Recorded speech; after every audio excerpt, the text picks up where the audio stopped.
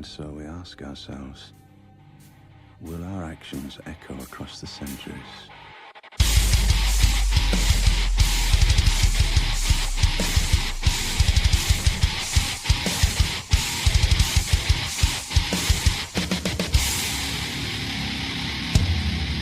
So I really don't sell that much, like shirts and hats or anything at all. But I was having a problem. Donate some to third world militias. Well, so what's the funny thing? Honestly, that'd be cool. I wish you could do that. So technically, it can be done because what happens is, signal's dropping out again. What happens is, like if somebody orders through an APO, or their address is wrong, or like the delivery can't be done or whatever, and it gets returned because everything's drop shipped, they will basically give you like 30 days to correct the issue, and will give me 30 days to correct the issue. And so I really don't check that because it's like a third-party site that ships stuff, not the storefront site. And so if somebody orders something and it gets returned because they typed in their address wrong or whatever, and it sits there for like 30 days and it never gets corrected, they'll donate the shirt to charity. So for all we know, there could be like some child soldier in Ghana right now wearing a Longhouse t-shirt. I want proof, dude. I need to see it. Yeah. For my own eyes.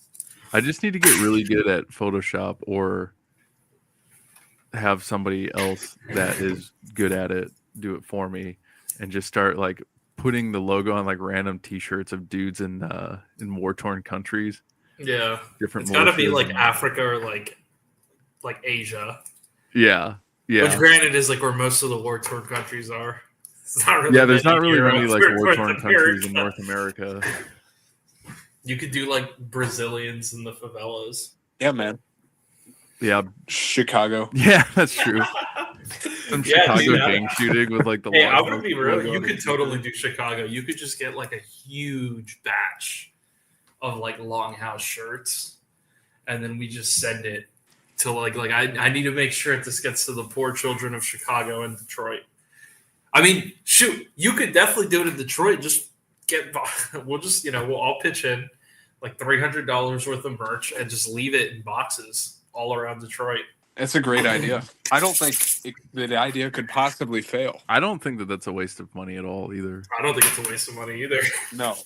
That's the other problem too, is that like drop shipping is the cheapest way to do things.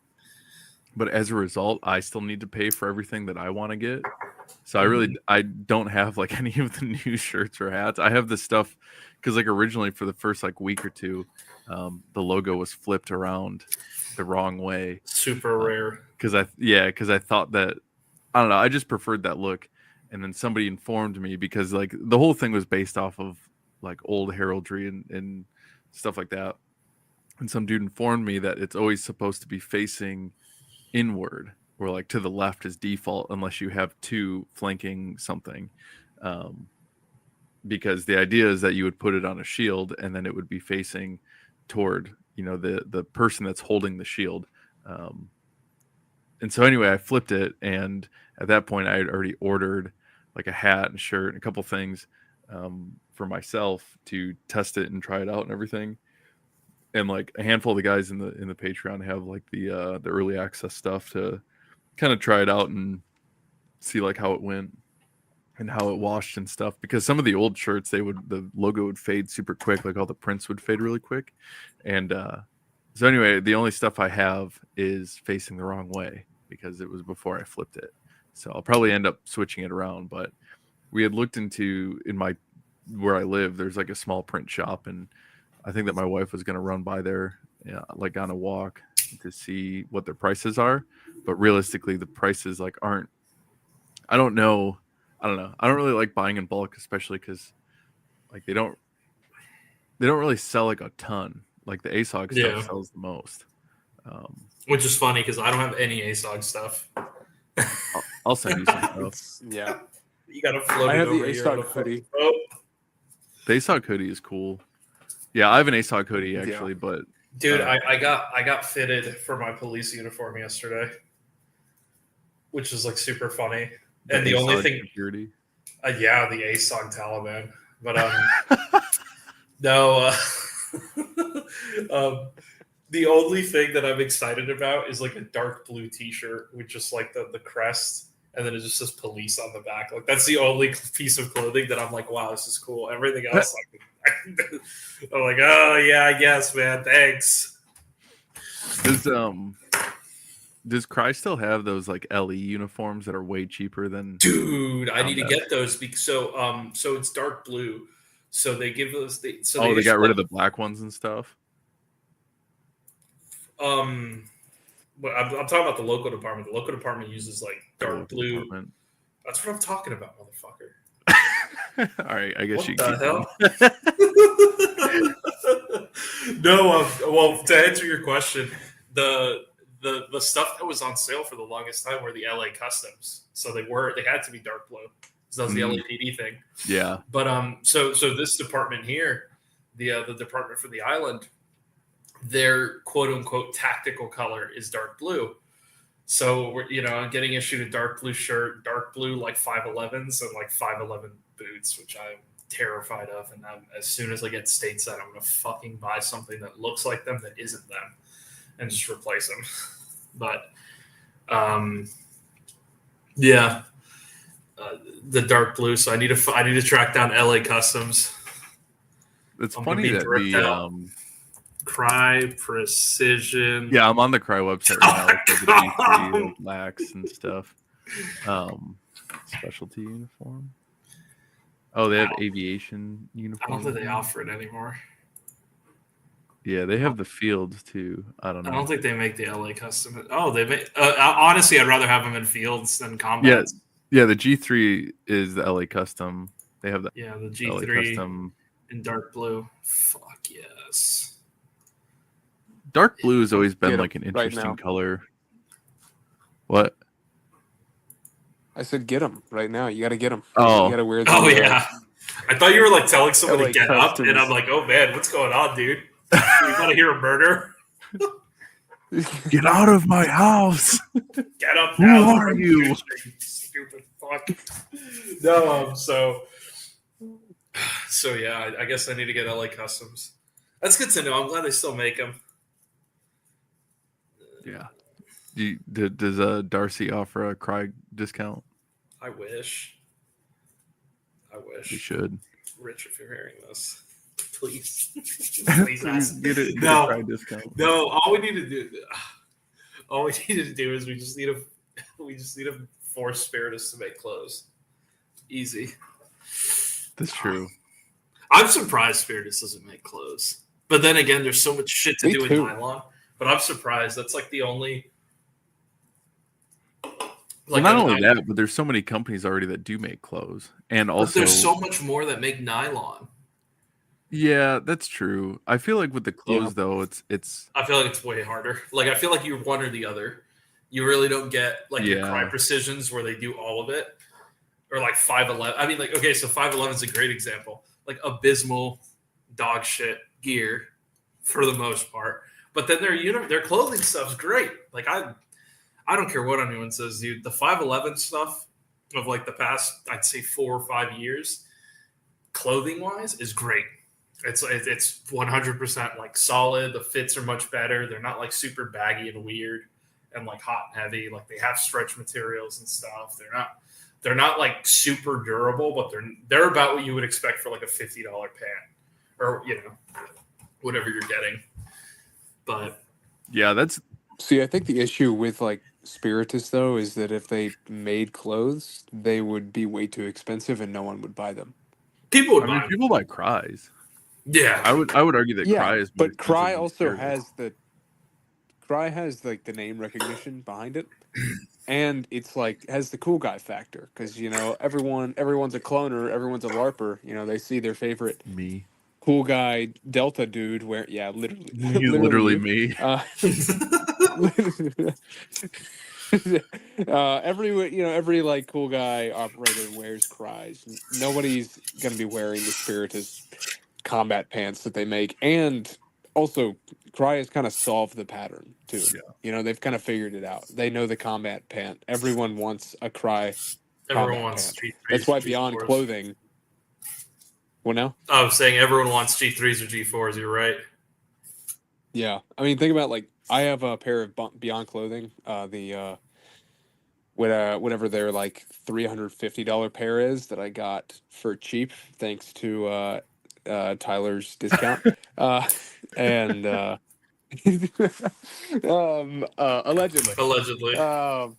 Allegedly, yeah, and those are great, but they're quite literally just a mix between the G3s and the G4s. They're like G3s with G4 knee pads, like the internal knee Oh, pads. you mean the And Combat Team Field? Yeah. yeah. Oh, you know what I mean. Oh, I have Sorry. a similar. Yeah, I have a Combat Team Fields. similar pair like that in like green, and they're also super heavy. Like I was a little surprised when I bought them, and I'm like, God damn, man! I'm packing for. I was packing to go into the Darcy, and I'm like, Jesus, man, this is like 2 pounds just in one pair of pants.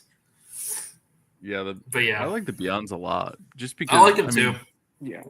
I will say though that the pair of multicam Beyond pants that I have, they don't have a gusseted crotch, so I already blew out the crotch, and So part of the reason was because I had cinched the knees a Hanging little bit dong. tighter than I should Oh. have, and I went to do something, and then like I bought the ones that don't have the stretch material on them or anything, and they just tore right at the crotch, so I had to sew it. Yeah, mine have the stretch panels and the gusseted crotch. But yeah, you bought like the top So- tier ones, like the nicer ones. I bought the not so top tier ones The that poverty get me ones. by. you know yeah, that's because I'm top the tier. real It's question. true. The real question is when is Spiritus making a knife? When is Spiritus going to have the Spiritus knife? It's coming. Beautiful segue. It's I was coming. gonna say that.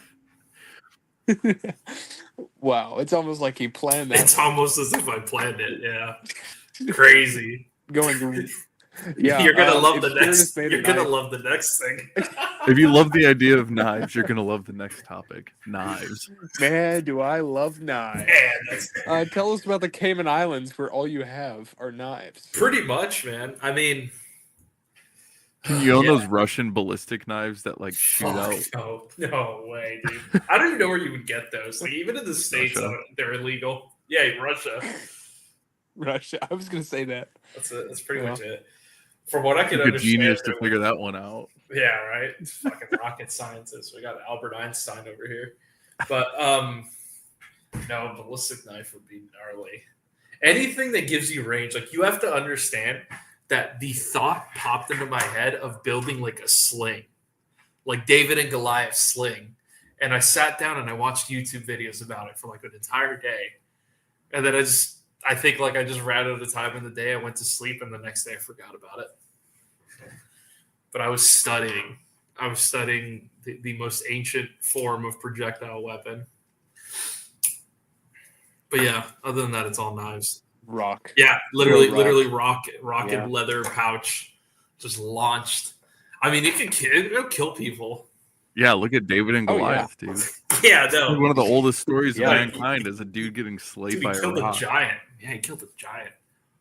Yeah, Goliath got mogged by some little guy with a Yeah, rock. and just spun it. So I think that should be a lesson to all of us. Yeah, Yeah, I think that what you need to do is does Cayman Islands have a Salvation Army? No. Okay. Next time you come back to the greatest country on earth, you go to Salvation Army Pakistan. and you pick up like just some really old lady donated bra and you use that to hold your rocks, and that's your sling. And then you don't need to try to like re-engineer a sling when you have it right there. And Yeah, true. you're You good. know, slingshots are illegal here too. Bras aren't illegal. No. Yeah, and also just a sling, just using something, some other thing to throw a rock. Rocks aren't illegal. Nope. All right. Pouches are not illegal. Bras aren't illegal. Okay, just go with it. You Yeah. know, it's not a slingshot. It's not made for that No, purpose. they're just random objects. You need to get like your inner Iraqi child and just be brave enough to start throwing rocks at tanks. Oh, true. I'm gonna start doing. Yeah, there's rocks everywhere, man. I could just launch into people, And then the next step is to make an atlatl. dude. and Oh, start yeah, throwing that's what I need to arrows. do, dude. So the thought also went through my mind. I'm like, how, Like, how unhinged do I want to go with it? And I'm like, well, I could just build a spud gun, right? Just have this giant howitzer looking, or not howitzer, but like a giant like pseudo SPG-9, and just fill it with whatever and just fire. And I'm like, maybe I could just make saltpeter. Let's make black powder. Maybe I'll just make you're ordering styrofoam and gasoline. Yeah, throwing Make it a into a flintlock. launcher. You're already in the Caribbean. Yeah. Okay. Just make a flintlock. This is true. Make a flintlock. Yeah, win in Rome. Yeah, and I mean, Okay. if I'm hard on ammo, I'll just make a blunderbuss and just shove garbage down the tube. And Put forks in there. forks. Just be like that scene in Pirates of the Caribbean where the guy with a wooden eye, he gets a fork stuck in it. Geo of the Caribbean. Just like that. So true. Yeah. There was this thing that I read one time about a guy who was he was at a range, and he heard some dude like shooting and then just chuckling to himself like a couple times, and then he looked over and this guy had a blunderbuss, and he would just fill it up with like rocks and 22 shells and shotgun shells and whatever else he could find, blast the hell out of the 3 target bays next to his target, just laugh to himself, and then just reload it. Like, this dude was having the time of his life just shooting random Wouldn't you? dunnage. Yeah, it was me. Yeah, honestly, that would be. I have a black powder rifle, but yeah, I haven't shot it in quite a while actually. I should probably clean it out a little bit because it's probably not cleaned out that Corroded. well. It's probably I corroded. generally have a hard time cleaning things how I should. I want to fire a cigar out of a shotgun. Oh, I don't Oh, the robots took him. but The other robots. times. The robots took you. Say that again. Can you hear me? Yeah, Yeah. I can now. Okay. Yeah. When I need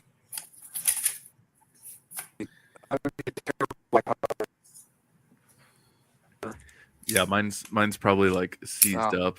I mean, at a certain point, all the filth in there just becomes a projectile, and like you just cake someone in like old molten like carbon. It wouldn't kill them, but it'd be annoying. Yeah. I think Anyway. If you were to design a knife, hypothetically for Spiritus, how would you design it? What's like your ideal knife? Who are you asking? Yes. Okay. All right. I guess I'll go. Fuck. Off Something to a good start. clearly a fighting knife. Between 5.5 and 7 inches long blade. Probably do.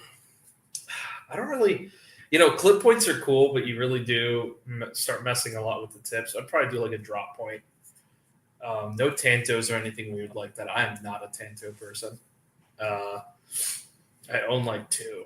And You need to get that Wakizashi or whatever that knife was. That little like. Fuck yeah, the Wakizashi. Yeah, that.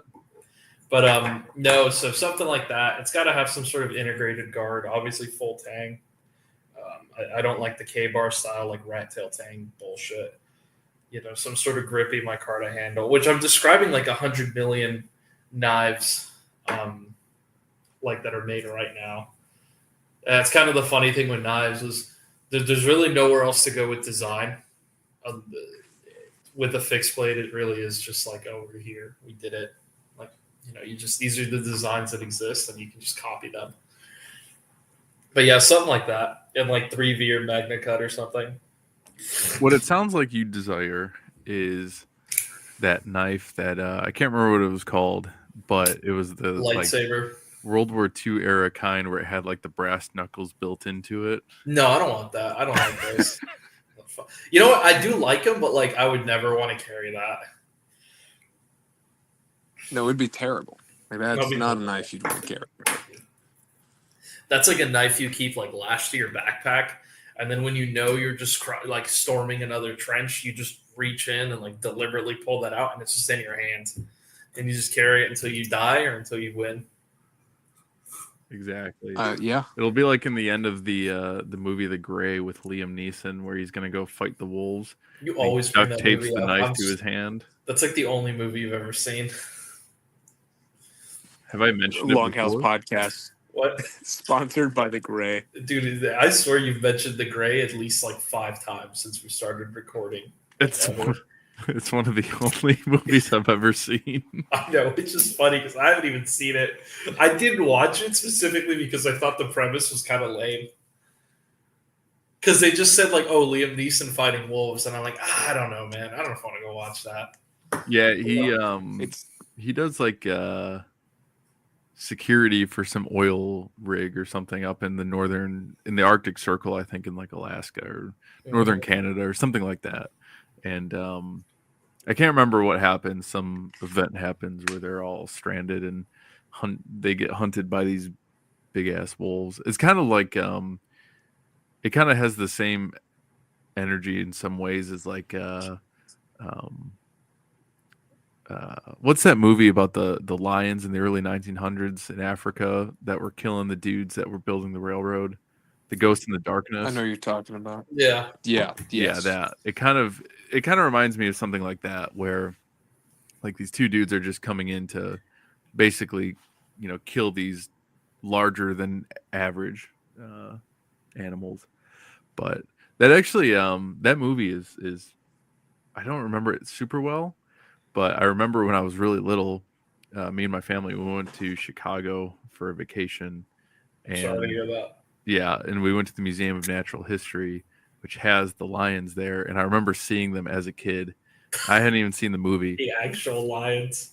The real lions that were No actually, shit. yeah, the real ones. After they killed them, they sent them off they got them stuffed and sent to Chicago, and they're in the Museum of Natural History, like the real lions that whole movie. How was. embarrassing! How embarraing for I those know lions. that's worse than getting put on a T-shirt.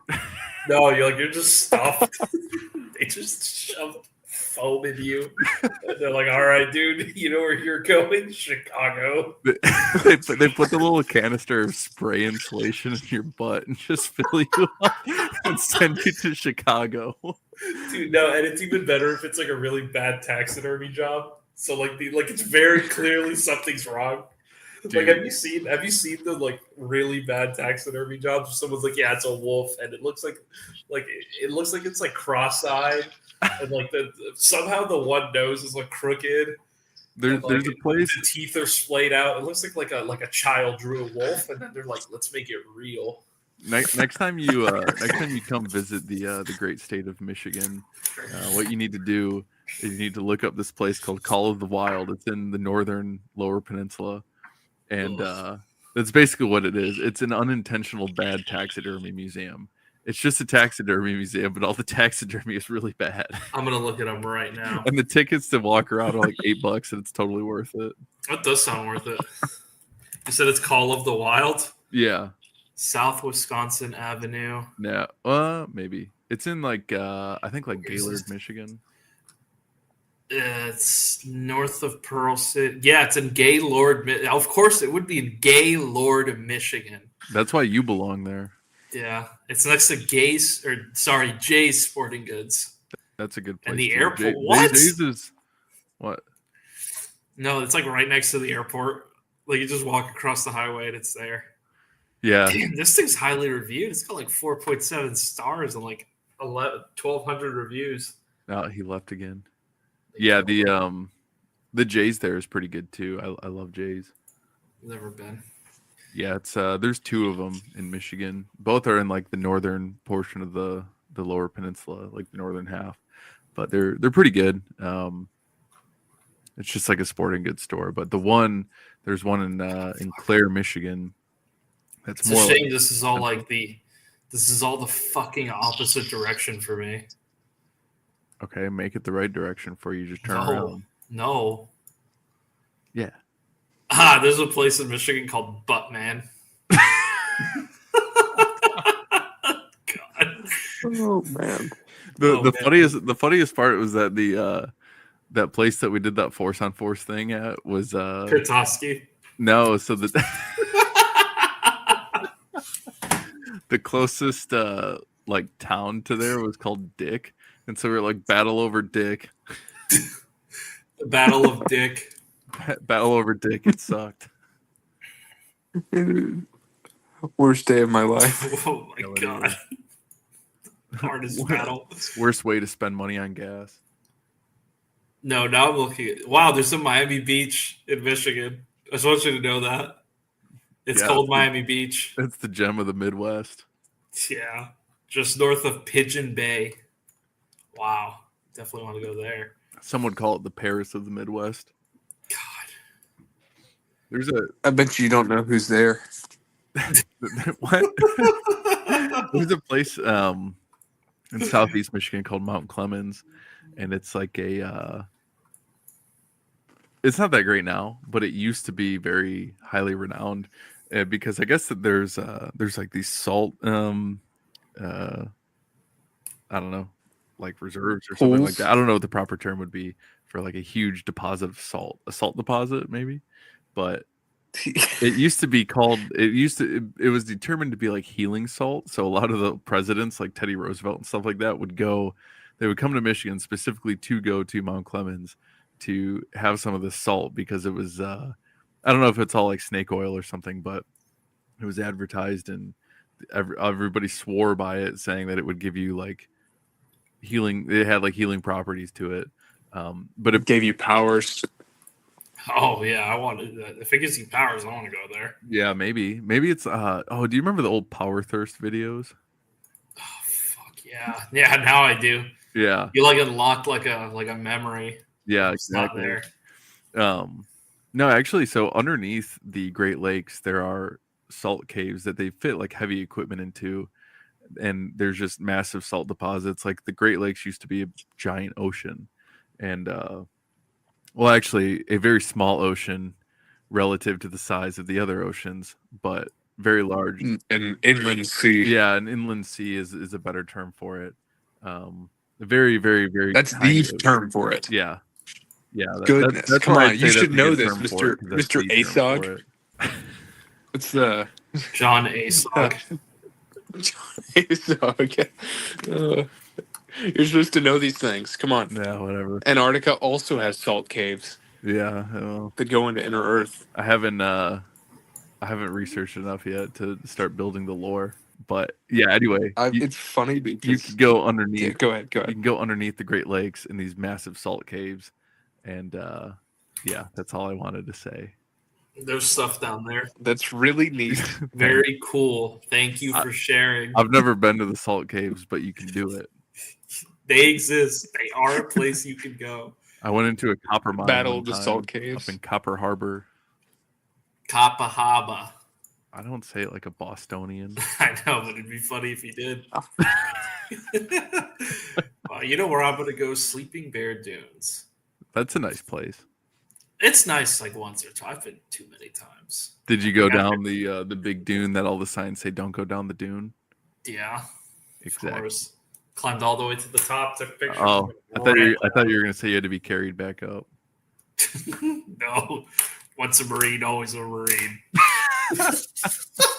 Look, I was never a Marine. I was never a Marine. No, but I've been to Michigan one time, it's cool. and I went to Detroit. Oh, never mind. No, I went to Detroit. I've been to It was Michigan not quite cool. a few times. I've been to Detroit, Flint. Dude, did I tell you about the great journey that we did? So my wife was pregnant at the time. Not like super duper pregnant, but she was showing. So, like about second trimester. And so Enough to not be able to just go into a dead sprint. mhm. So we're flying to Traverse City to go visit her grandparents, who do not live in Traverse City, but live in that part of Michigan. So it's the northeast. It's the pinky of the mitt. Northwest. Northwest, yeah, sorry. So it's the pinky of the mitt. And Detroit, the base of the thumb of the mitt, we landed Detroit, and then because we flew Spirit, we missed our connecting flight to Traverse City. So my buddy lives somewhere by Saginaw. So what did we do? We did the ultimate thing. It was late at night, and we wanted to get there because we had limited time. So we took an Uber to my buddy's house, who lives out in the middle of like nowhere. Actually, no, it wasn't Saginaw. I think it was closer to Flint. It's like literally like middle of nowhere. And so we get in this Uber, and like it's like 1 a.m, and this dude's like confused. He's like, "All right, I guess I'll take the fare." And he's like, he's like some old, like cool, like black dude, and he's driving. And my wife is like nervous because like we just took an Uber at like the middle of the night, and we're going through like Detroit, and it's just dark. And then it's funny because all the nervousness starts shifting to the driver as it starts getting more rural. Like all of a sudden, there's just deer everywhere, and I could tell that this was a dude. Like I could tell that this trek that we forced him on. Well, I mean, we didn't force him; he didn't have to take it. But this trek that he ended up on was probably the furthest he'd ever been from Detroit in like his life.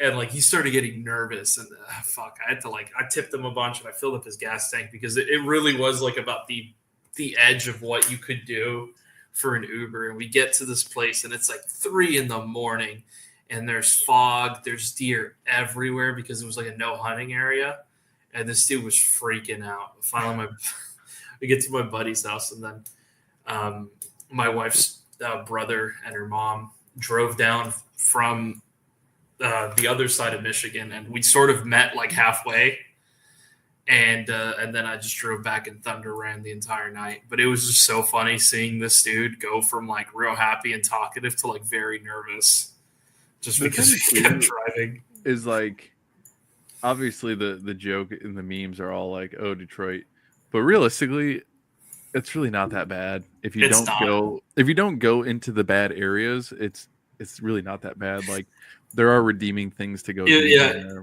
If you all right, here you go. Here's a good place to go. Dearborn. That's where you want to go. That sounds like a nice place. Dude, Dearborn is weird. Yeah. So when I used to be the caliphate of Dearborn.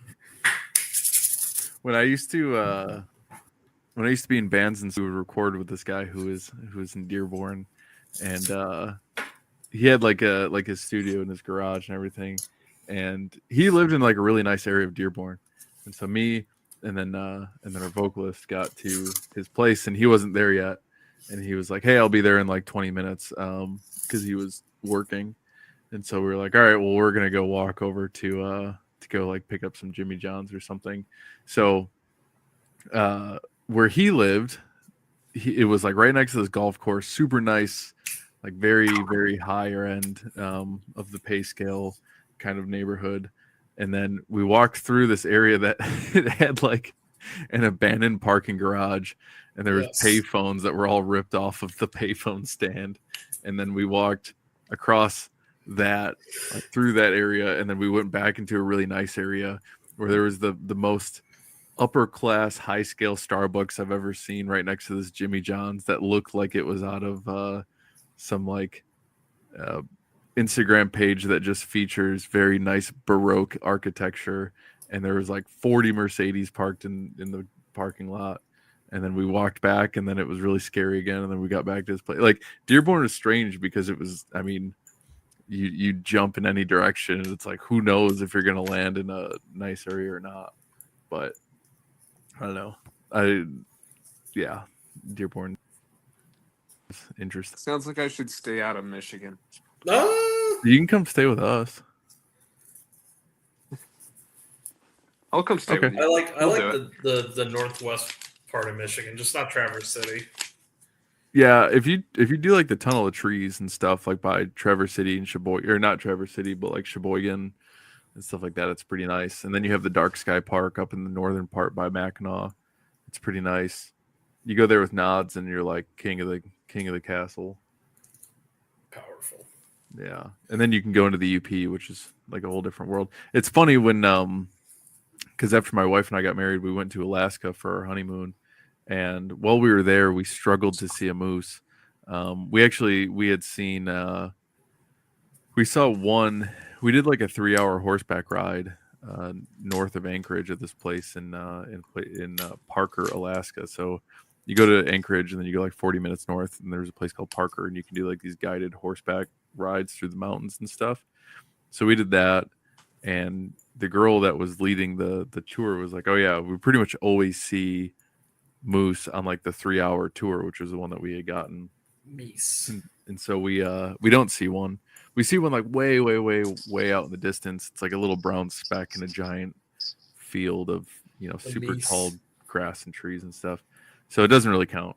And then on the way back, we were passing by. There's like a joint military base there. I can't remember what it's called, but we saw a moose running along the fence. But like I've seen moose up in the UP. I've seen bears in the Lower Peninsula. I've seen quite a bit of sign of bear in the Lower Peninsula. I know that when you get up into the Upper Peninsula, there's like wolves, obviously moose. I think that there's cougars up there too. There's cougars everywhere, man. I mean, you've I'm seen waiting for the Bigfoot punchline. No, I mean, in I the Lower don't joke Peninsula. around about big cats, man. They're fucking everywhere. Yeah. They're the scariest thing in the forest besides people. It's true, they are. Have I ever told you guys about the time I was in Arkansas? I know that was my first mistake. Going to Arkansas. Arkansas. I was on the way up to Missouri. God, even worse. And Arkansas to I know, Missouri. seriously. Misery. On my way up there, I stop in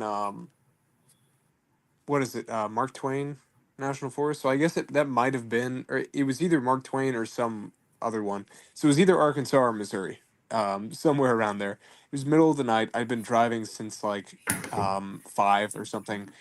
Already gotten pulled over south of Memphis and hassled by these cops who thought I was an arms dealer because I had a bunch of guns in my vehicle. I'm like, no, it's okay. It's just how I travel. So either way, I get up there. I'm like, I'm tired. I'm gonna go to sleep. I go and park on go drive off in the forest, park on a little access road, and then my dog was with me. So I get out. I'm about to set up just a little sleeping pad on the ground. It's October or something. No, it was November by this point, beginning of November. And I was like, yeah, whatever. I don't care. I'm not going to get ticks on me. It's cold enough. I'll be fine. But I started feeling real weird about it, like kind of that like, ooh, there's something out there. I'm being watched kind of No. deal. And I was like, no, I'm just being silly. It's the middle of the night, whatever. And so then I opened the back door. My dog's sleeping in the back seat of the pickup. I wake him up. I'm like, come on, let's go outside. Tell him to go to the bathroom, whatever. And he won't, like, he gets down on the ground and then he just stops. And he's looking out in the woods and he won't move. And then he starts growling and then he kind of whines at me and hops back in the vehicle. And I was like, never mind, I'm going to get in the vehicle. And so I got in there and then I just, kind of cracked the windows, whatever.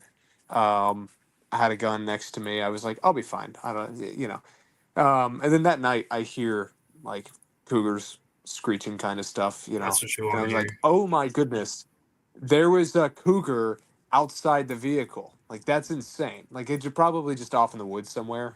Dog probably smelled it, but they're out there all over the place. And they said for a lot of years that, oh, there's just like some males, they pass through there going from place to place, and then they're like, oh, actually there's like a whole breeding population in Arkansas and Missouri, and they don't really cross the Mississippi. Oh, and then turns out actually they do cross the Mississippi. So it's a whole thing. They're everywhere, and don't let anyone ever tell you they aren't there because they're scary as heck. Oh yeah, I mean we have them in obviously in Florida, the Florida Panther, and so the big meme is like oh, you'll never see one because they're endangered. Well, when I worked at the power plant, one of the dudes would always tell the story. He'd been there for a long time. He said that one dude had a panther just run into the side of his truck, leaving the plant. Which, by the way, like there's nothing out there, and I've been like that used to be the area between where I lived and the power plant is like all undeveloped, and that used to be where like I'd off road. I've camped out there. You're not supposed to. I do all the stuff you're not supposed to out there, right? And I'd never seen signs of a cougar or anything like that. And then hearing that this dude, he's driving on the one road to the plant. There's only one road that leads there and one road that leads back. He's driving like early morning, and he feels like a huge bump in the side of his pickup truck, and he like pulls over to investigate, and like his door is caved in, and he looks back, and like there's just a dead mountain lion or cougar, whatever you want to call it, just there. It just ran headfirst into the side of his truck and just killed itself. And it was like, he said that it was just like the wildest thing, like that anyone leaving the plant, because it was shift change, like everyone like kind of stopped to look, because it was so, one, no one expected him to be out there, and two, like the fact that what happened. Like it was clear as day that the dude had no intentions of hitting this thing, because it hit like his like rear door.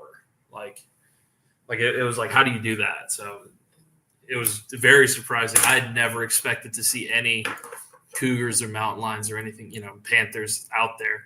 Usually they're on the other side of US 1 in the Everglades proper, but that's crazy, man. Yeah. I mean, it makes sense, though. My dad, uninterrupted. Yeah. I mean, my dad grew up in Central Florida, kind of Kissimmee, that area. Okay. And he one time, it was when he was in college, he was back home visiting his parents, and he ran in college. He ran at Florida State, so he was off on a run in this one area. I think it was Ocala National Forest or something like that. I don't know. He was off for a run though, and a panther just crosses the trail in front of him. Fuck. Dude, that's terrifying. That's scary. Yeah, no, he was like, he thought he was gonna die for sure. Like he had no idea, and so they're just terrifying because they might just see you and just go away, or they're like, you know what, I'm gonna eat you, and there's kind of no in between. You just can't predict it, or they'll run into the side of your vehicle. Yeah, and just die. It's stupid. Right. Had some sort of disease or something. But no, what was crazy was what's crazy about them is they're super silent. There's this big cat. They're just a big cat that it's totally big enough to kill you, like a grown man. It'll just destroy you, and it's absolutely silent.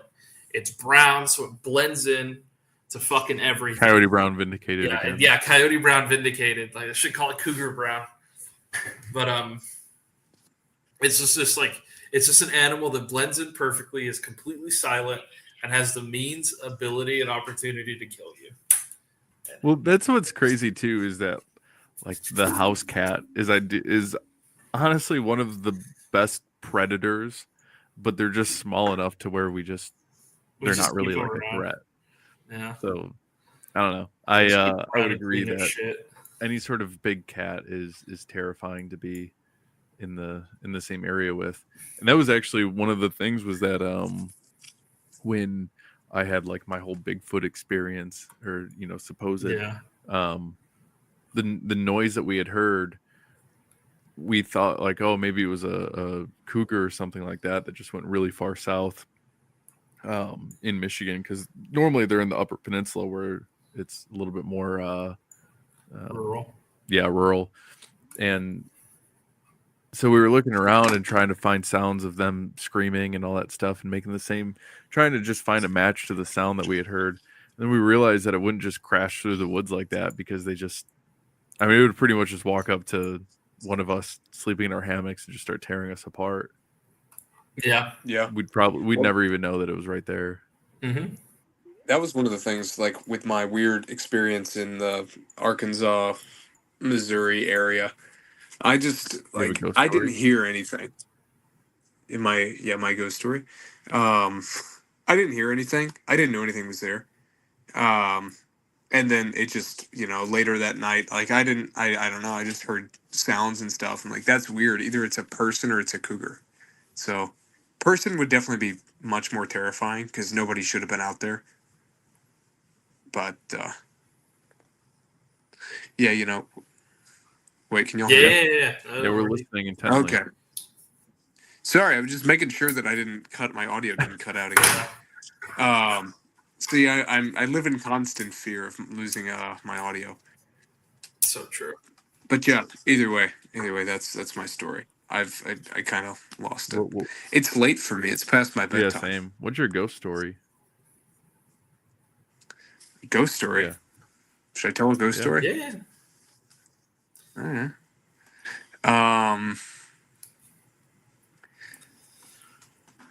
Heck, man, now I can't think of a good ghost It's story. always what happens when you get put on the spot. Yeah. It's like when somebody says, I've been put on the oh, spot. so and so says you're funny, tell a joke.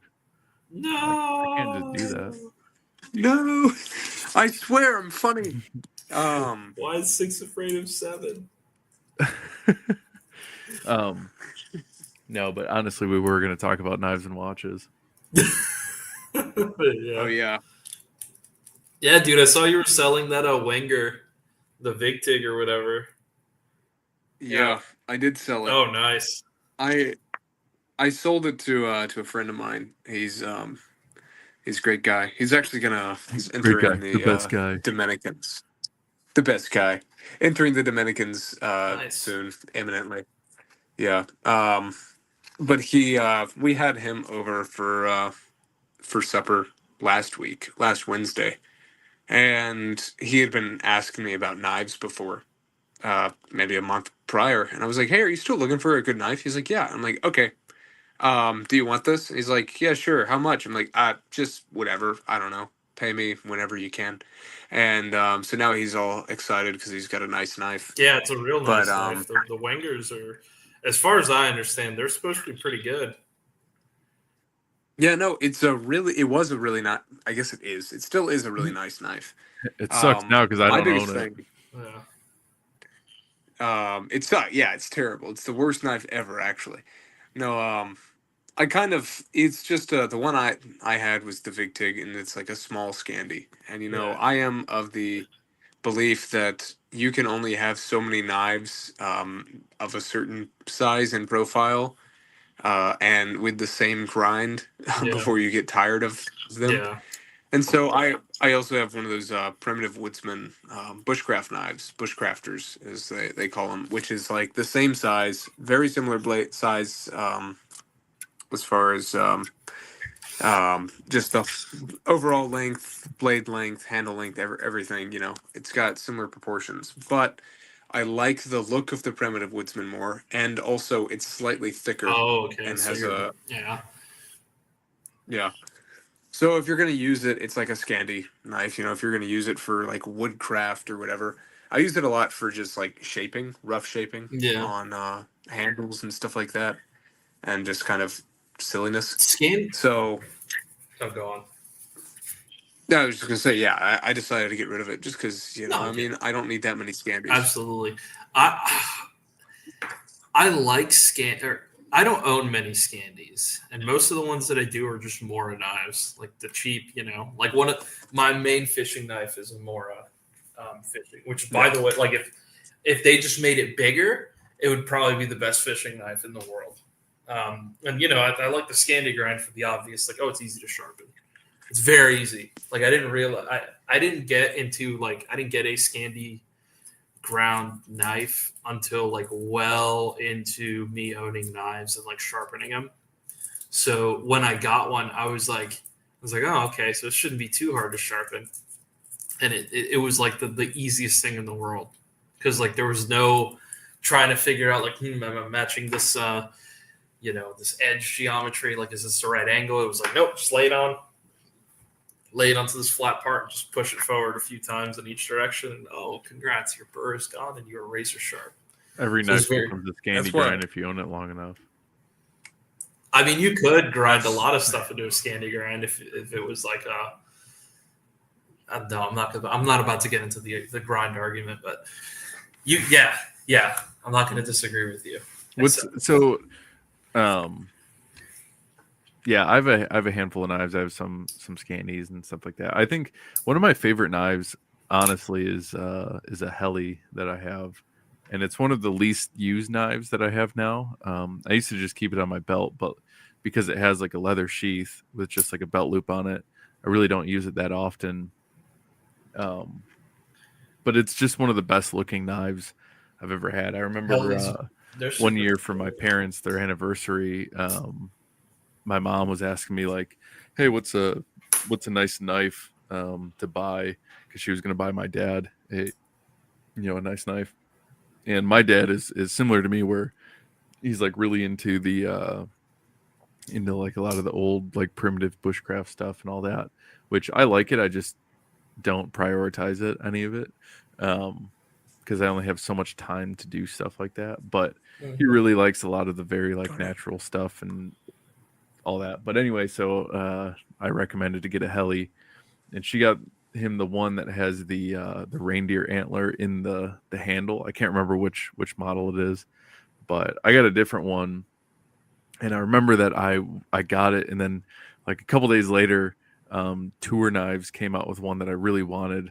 That was it's called the Jank Shank. It was like right when they came out with it, and I wanted it, and I was like, well, at this point, I already spent the money on this heli. I'm not gonna go buy this other knife as well.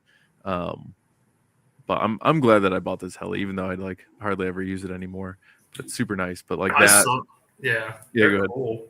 No, so when I was in Michigan last a few months ago, I went to like a backcountry north. Yeah, Backcountry North in Traverse City. That's right. No, There are that's two in actually not where I Traverse bought City. it. There are two in Traverse City. Yeah, But I well, went to there's the one in downtown that's not very good, and then you go to the one outside of downtown, and it's pretty big, and they have like canoes hanging from the ceiling. yeah, that's the one I went to. The one outside downtown. That's where I bought my axe, my Haltbrooks. Yeah, they have heli knives there. I bought I bought my Benchmade there, my Osborne, which I like. I'm trying. I have a problem right now. Okay, so I've had a resurgence in like sharpening with like different stuff because my old whetstone. I did some research, and this is a pro tip. Like, learn from me. So all the cheap water stones on Amazon are dog shit because and it's not that they don't sharpen; it's that they lose their abrasive factor very quickly, and then you reach a point where they just won't sharpen again. And I've reached that point with one of my whetstones, where the coarse side, the main side that matters, I soaked it in water, and then I tried using it. It could not like take off material at all. So I'm like, all right, well maybe I need to like clean off the top layer. Like maybe it's just dirty. So like I soaked it up and I washed it. Same thing, nothing. I scratched the entire top layer with like fine grit sandpaper and then washed it. Nothing. There was a certain point where I was like, dude, fuck this. And I come to find out that a lot of them, they only have a very thin abrasive layer on the rock, which is strange. You would think it'd be the whole stone, but apparently not. Apparently a lot of the abrasiveness kind of wears out and you smooth it out. So they just stop working after a while. And it is just a giant square paperweight made out of, water stone.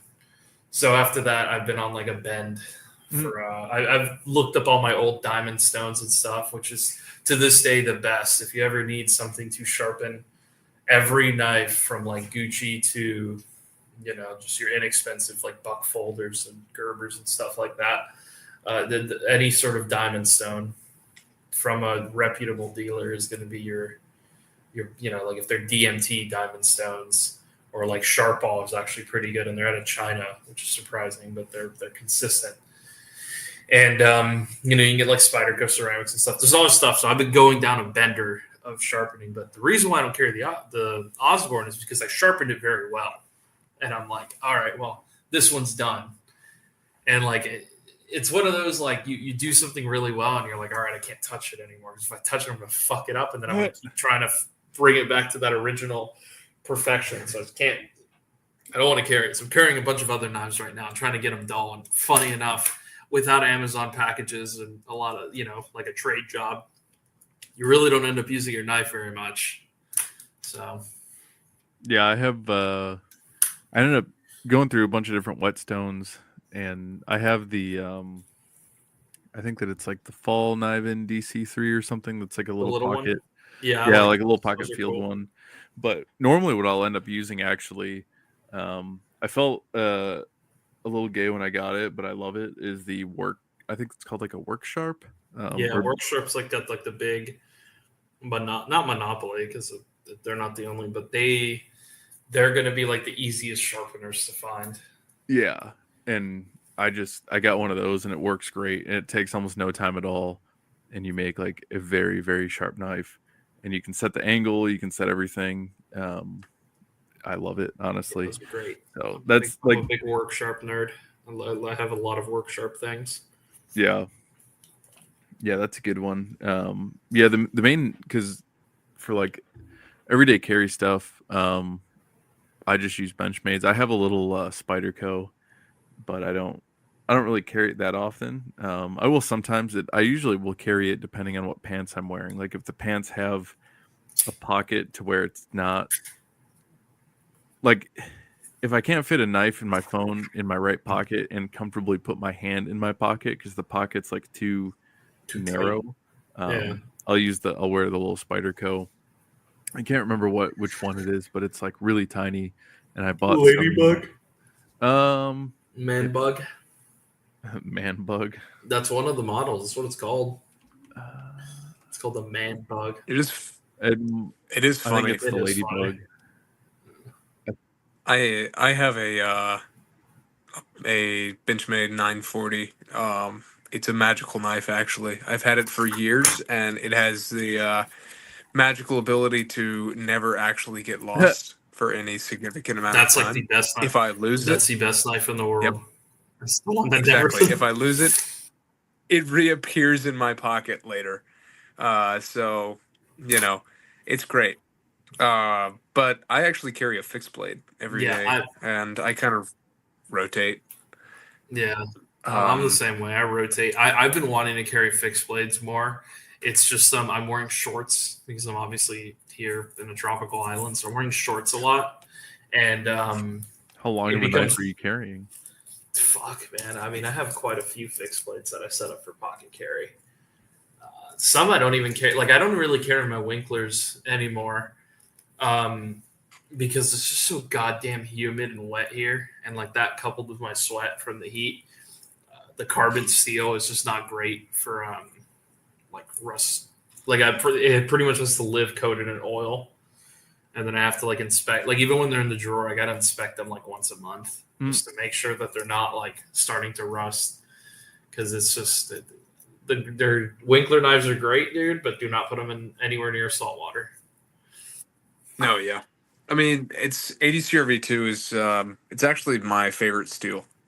But I live far from Yeah, any no, salt water. forget if you can swing it like no matter what, any knife is gonna like if you have a high carbon steel knife like 80 CRV2, which is like a really good steel, a really good carbon steel rather, or like you're using something like A2 or something like that. Yeah, as long as you maintain it, you're not letting it. You actually check it and you have a good oil and rust remover. It has a coating on it. You'll be fine. But it is just something to think about. But I mean, like my Woodsman, I'm holding it right now, but it's got enough of a patina on it where rust isn't really an issue. Because I use it a lot, and have used it a lot, and so it's like the blade's all stained and everything. Yeah. But I mean, it's fine. Like it looks good. I think it looks good. But I mean, I have this knife that I actually designed with boxer blades. Yeah, boxer blades is so good. I need to get one. It's great. He's actually he's awesome. But it's just what is it? AEBL Yeah. stainless steel, Yeah.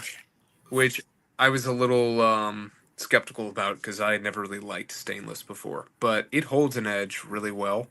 It's a little harder than the 80 CRV2 on my Winkler, Yeah. but on any other Winklers I've had. But I brought this to the South Carolina coast with me about a year ago. Actually, no, like exactly a year ago, and I went exploring the beach at night one time, and I had it with me, and I got in the water, and I kind of forgot about it and left it in the sheath, and I brought it out, and it had like the tiniest little kind of rust stain on it, but not actually any rust, and I was like, okay, I am a stainless steel shill now.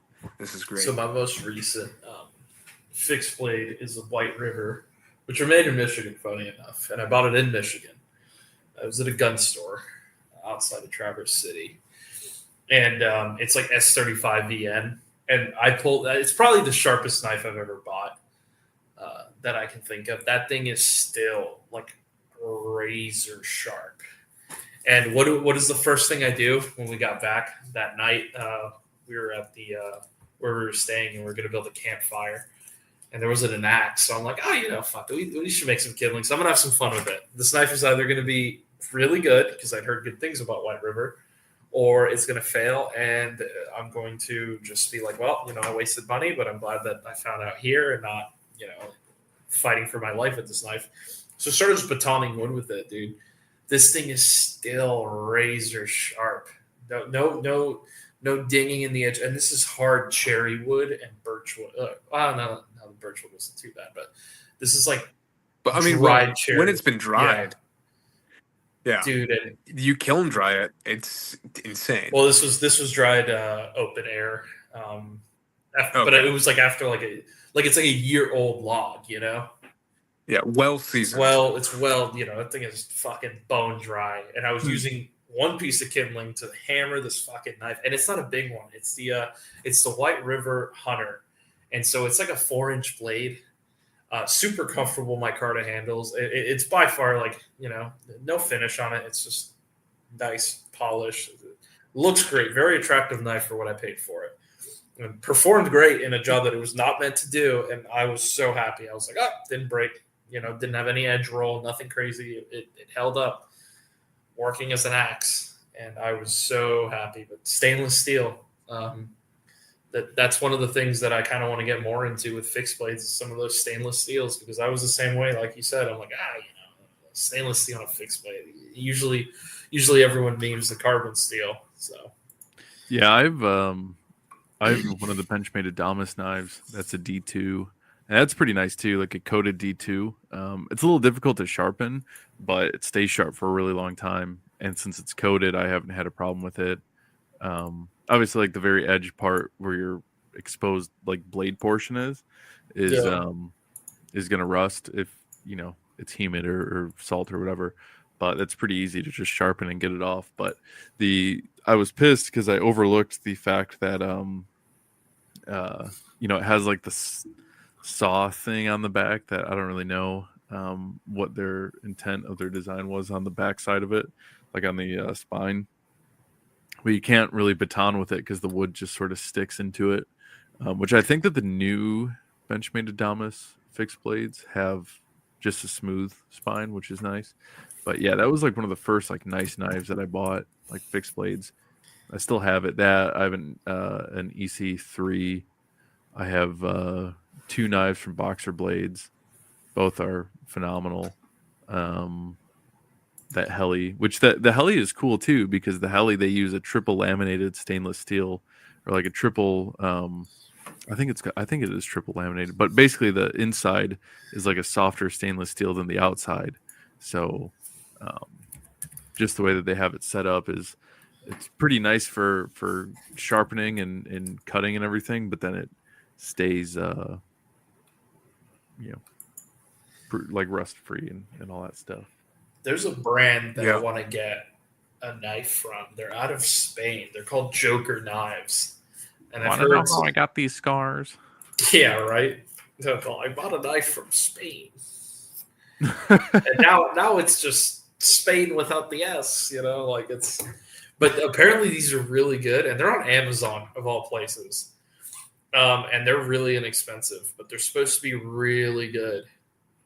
They're like Swedish Sandvik steel and stuff. Some of them are, others are more carbon steels. But they even have like some Bowie designs that are very cool looking. And at the end of the day, a lot of knife stuff is like it really is like you're getting performance with a lot of stuff, but like you also kind of want to like how it looks. I don't think I've known anyone who's been into knives that is getting something that they're just like, oh, I think it's ugly. Yeah, I'm just gonna grin and bear it anyways. It's like, no. You want to know. You want to like how it looks. Well, and that's part of the reason why I love my Heli so much. So I have the Heli Eggman, Heli Eggman, Egg Boy, EGGEN, and it's still like a pretty. Yeah, I just pulled it up on Amazon. Yeah, that thing looks nice. I think I bought it originally years ago for like 120, and in the last, I probably had it for 7-8 years at this point. In the last 7 or 8 years, it's only gone up in price like $20, which is pretty good. But well, I'm looking at one right now on Amazon for 107, dude. Oh, that's even better then. I'm looking on the Heli website for 140. But yeah, the handle is like a curly birch, and it's super nice. I think that it's just like a very beautiful knife, and I've brought it out into the field like multiple times, and I was kind of weary when I got it because it is a full tang. Oh, it's a stick tang. That's what it is. Where Oh, get like it fucked. tapers and it's like a little. You just stick. gotta be careful. You just gotta be smart about what you're gonna do with it. Well, and even then, like, So everything depends on how they built the stick tang. But to get to that, you're gonna have to take off the handle, and it's not worth it. So maybe someone on YouTube has done it. But so the problem with stick tangs is they have a really bad rap because of K-bar. Because K-bar would square them off. So they would square off the tang coming down from the blade and do the stack leather washers. And the problem is for whatever reason, that wasn't a very rigid design. So all their knives, if you really abuse them, if you try to make a K-bar into a bushcraft knife and it breaks, it's going to break at the same spot, right where it, like the tang 90-degree angle cuts down. So it's something to just be cognizant about. But I mean, there's a lot of stick tang knives that are very good. And it just depends on, okay, here, so I see a Hele with a picture of one without a grip on it. And yeah, it's not squared off. It's curved. So it's like an arch, right? So arches are strong structural parts of a building. Well, it's the same way here. So you should be fine. I mean, I wouldn't try to like cut down a redwood tree with it. But. Yeah, well, that kind of, I think, encapsulates the philosophy of knives and knife making that is popular in Scandinavian countries and cultures. Everything they make knives that are for cutting. That's like the Scandi grind. You think about it, it's not a grind that's for like chopping, right? It's for like fine cutting and slicing, carving, and stuff like kind that. of fine, finer things. And you think about it too. They would carry a knife and an axe like everywhere. That's just normal. The axe making and knife making traditions in that part of the world go hand in hand because it was understood that both of those were tools that were necessary that you should carry with you when you're outside. And so we over here, we love like a knife that's like, yeah, man, I want a knife that's I can, use like an axe, or I can strap it to a stick and turn it into a spear. And that is just not the philosophy of most of the world. No. Now, I do like a full tang knife, but I really like tapered tangs for one. For one, I think it shows a certain talent of the maker because it does take some effort to do that, but also it lightens things up a little bit. It's still strong, you still got a full tang, but it's kind of, you get some of the benefits weight wise of a like a tang, like the whatever the tang is you're talking about with the the stick tang, rat tail tang as some people call it. But as far as knives looking cool though, it's the rule of cool. Everything's got to look. You're about to spend money. You're about to biggest spend a lot of money question, on something. You want to like how it looks. Yeah, exactly. I would say that that's an important part. But the other thing too is realistically, like if you have a decent made stick tang knife, what would it take to break it? And you'd have to be acting pretty stupid with it. Yeah, and that's what it really comes down to, because I think that people get wrapped up in like the idea of, oh, this isn't as strong as this other thing, right? Like a stick tang isn't as strong as a full tang. But then when you really start diving into like, okay, well, what am I going to be doing with it? Mm-hmm. What other tools do I have? Okay, well, anytime that I'm going to be really hard on a knife, it's mostly going to be like winter time. I don't know why my hold on a second, I need to drink some water. But it'll most likely be like wintertime or something where a lot of the wood is frozen. It's going to be harder on the knife, in which case I'm going to have an axe with me anyway. So am I really going to be sitting there trying to chop down firewood or try to chop up like a dead tree into logs or whatever with my little stick tang knife? Like, no, I'm not going to be doing. And the problem is what makes a knife a really good cutting tool. So you have your primary bevel, and then your primary bevel, and then your secondary bevel. So your secondary bevel is what you end up sharpening, but your primary bevel is the whole like design of the knife blade itself. So is it like a hollow grind? Is it a flat grind? Stuff like that. And so, what makes an axe great at its job, if you put that in a knife, that knife will be kind of good as an axe, but is it going to be good as a knife? So, for example, I have the Bussy. I have a Bussy knife, Oh, geez. which is yeah, right. No, unfortunate name, did not age well. But I have the knife from The Walking Dead, the Bussy Team Gemini Ultralight Brigade. Super fucking long name, but it's a cool looking knife. I like owning it. It was not inexpensive. That they tout the steel as some sort of super steel, like Infi steel, and I'm like, dude, I just like the fucking design. I had the money at the time, and I'm like, I'm gonna buy this cool blade, and it's here in Cayman with me. It's super cool looking, super heavy, super obtrusive, and it has a good edge, but it's a chopper.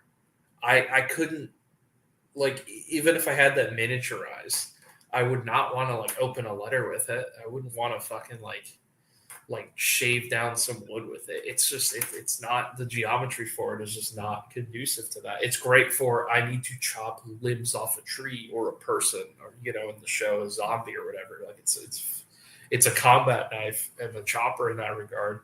But the moment I need to do some fine work, like, this thing sucks, man. Yeah, and Yeah. I definitely am like, my dad told me all this stuff when I was younger, and like everybody, you don't listen to your dad, and then later on you realize that he was right about most things. And when I was younger and I started getting into knives and stuff, I wanted like essentially the Rambo knife kind of thing, where like nice and big and chunky and is super tough and durable and can cut through everything. And then he was like, well, it kind of sucks when you have something like that, because anytime you try to do something fine, then it's just too much.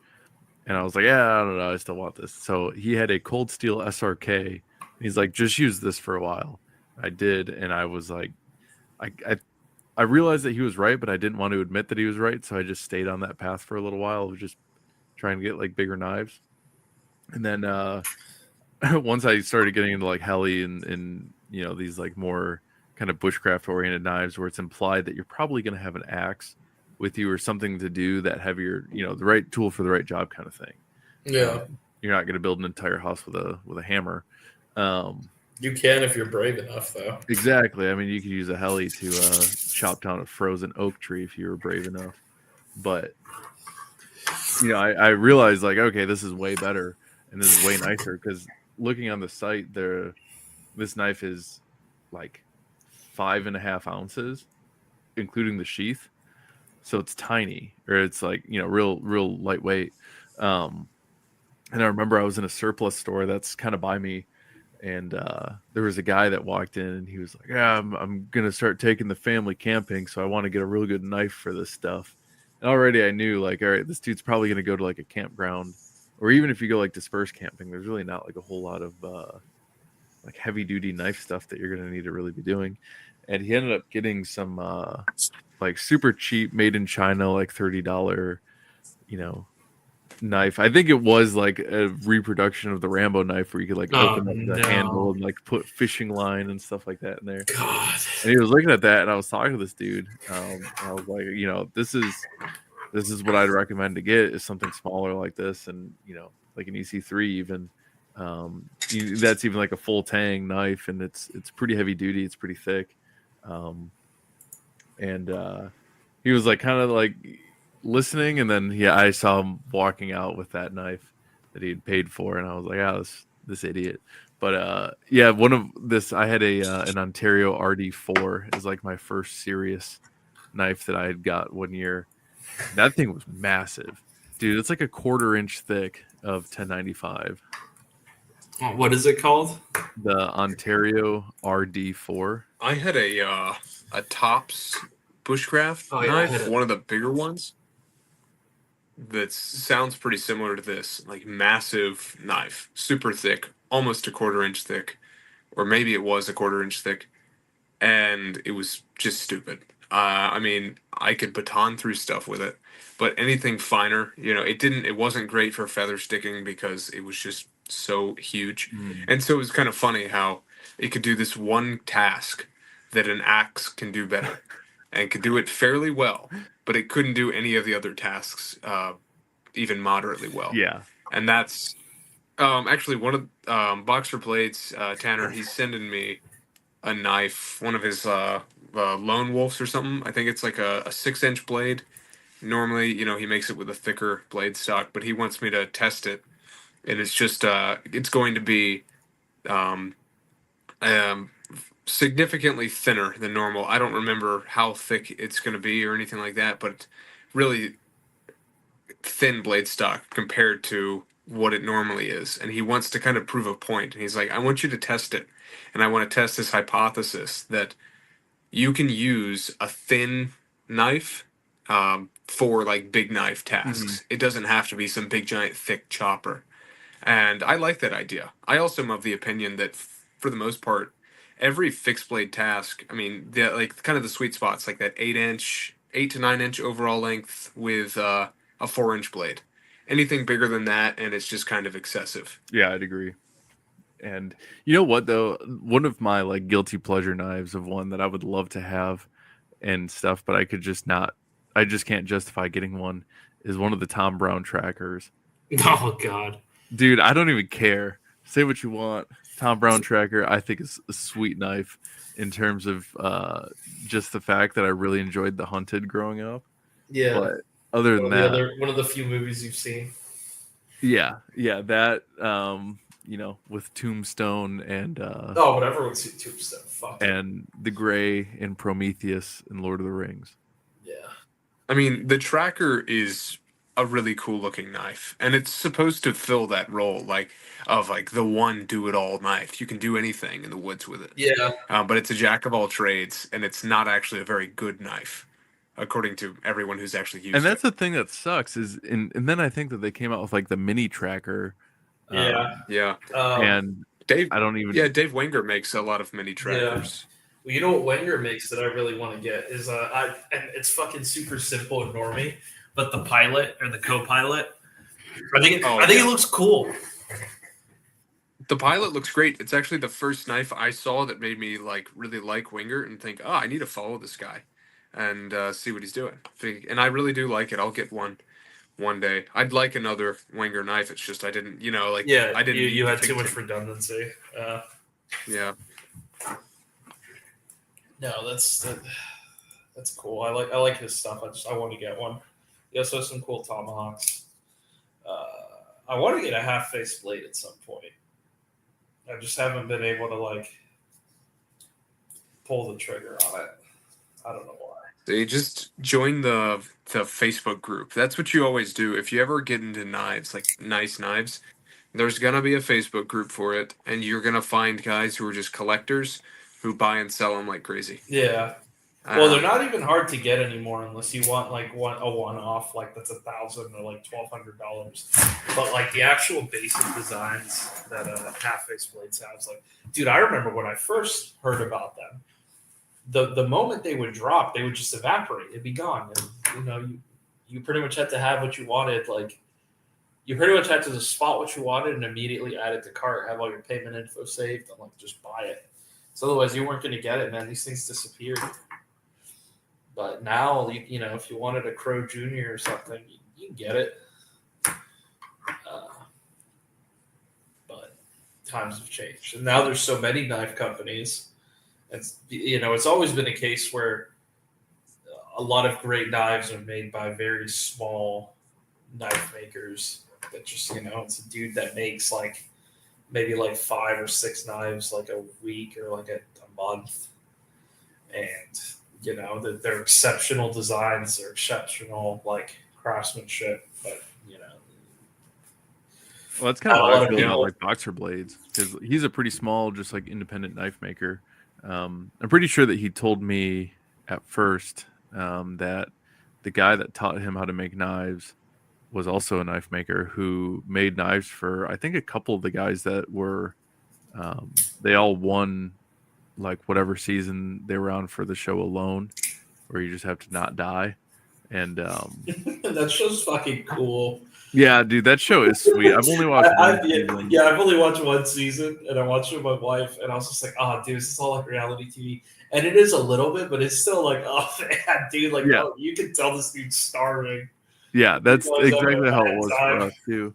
I know that Joe Robinette was on, like, one of the first seasons, and he had to quit because he getting off the boat onto the shore or whatever, he like dropped his ferro rod and he was like, I just can't make a fire. Because I think everything was way too wet to try to do it with like friction fires. Terrible place to have to survive. But yeah, I know the one that I saw, they were in Canada in the Arctic Circle, and it was like you only had to survive for, because I think that before how they do it is You just have to be the last man standing. yeah, and for this one you had to go for 90 days, and if nobody won, then nobody won. And so like if you were the last man standing and you quit on day 89, like you just lost. But the guy that ended up winning, we didn't actually even watch the entire season. We watched like halfway, and I was like, yeah, this dude's definitely gonna win. And then we just kind of stopped watching it, and I looked it up, and I was like, oh yeah, he won. But he's like a hunting guide in Alaska or something like that, somewhere in the northern U.S. But this dude was like, it's pretty hardcore. He ended up killing a shit. What was it? It was some big animal. Homeless person. It ate him. It was Werewolf Dynamics. Yeah, someone had ate him, dude. On the show. Guy who stabbed.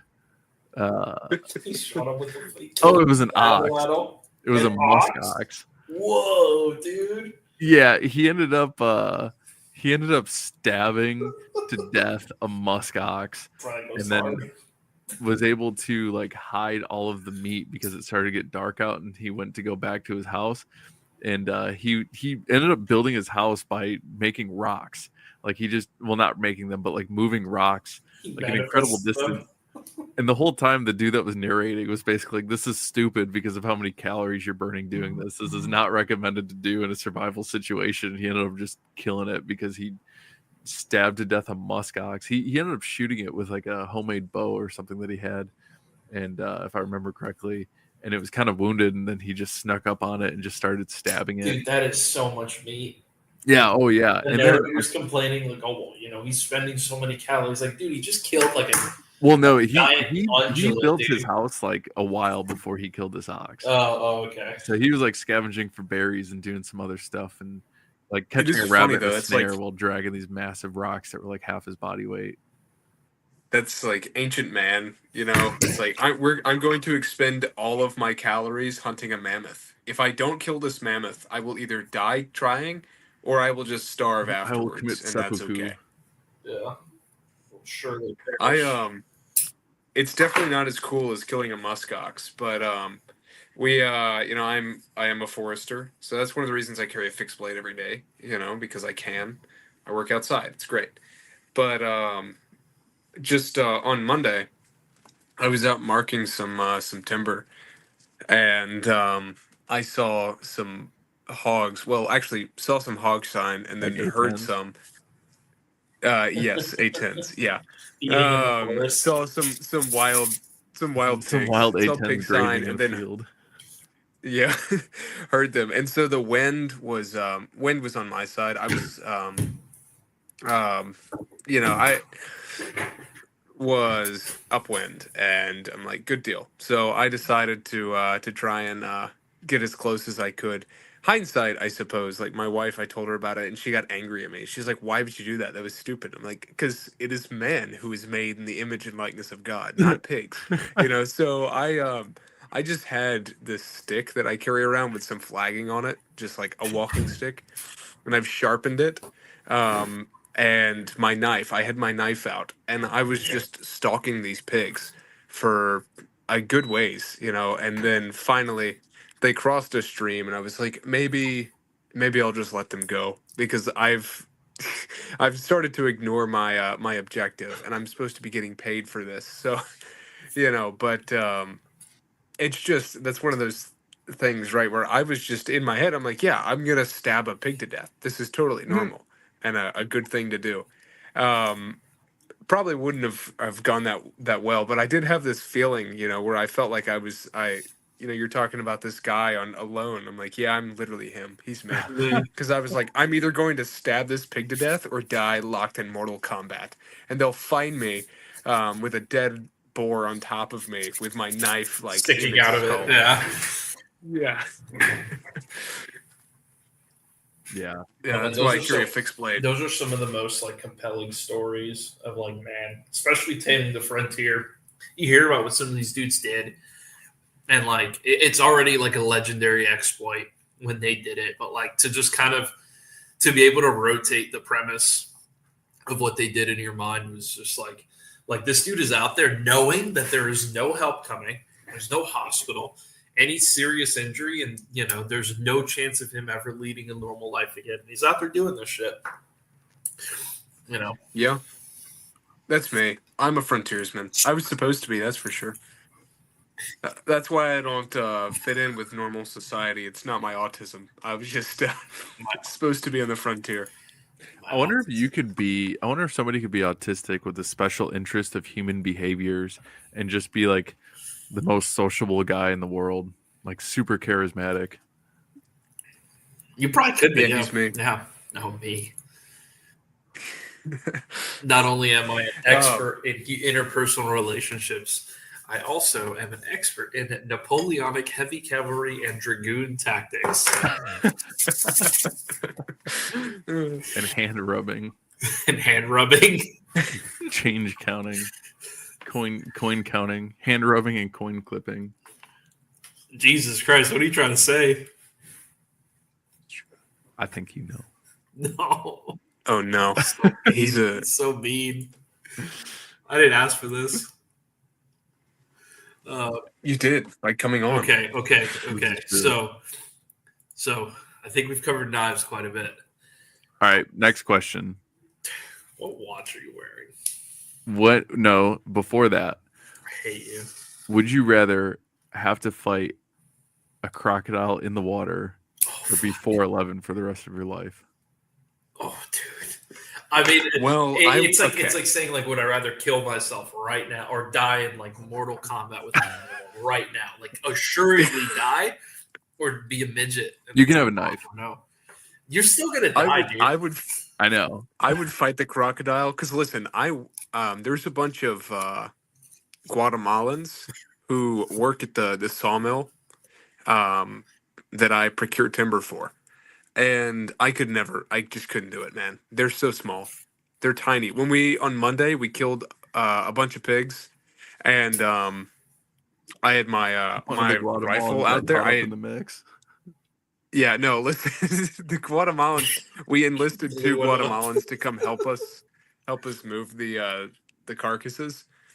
And my rifle's sitting out, and one of them, he's like, 4'5".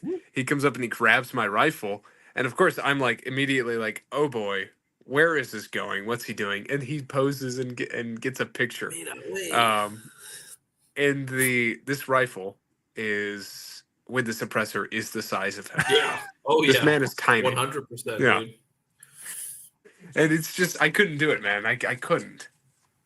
Yeah. Be a midget the rest of my life? What? Cut my legs off?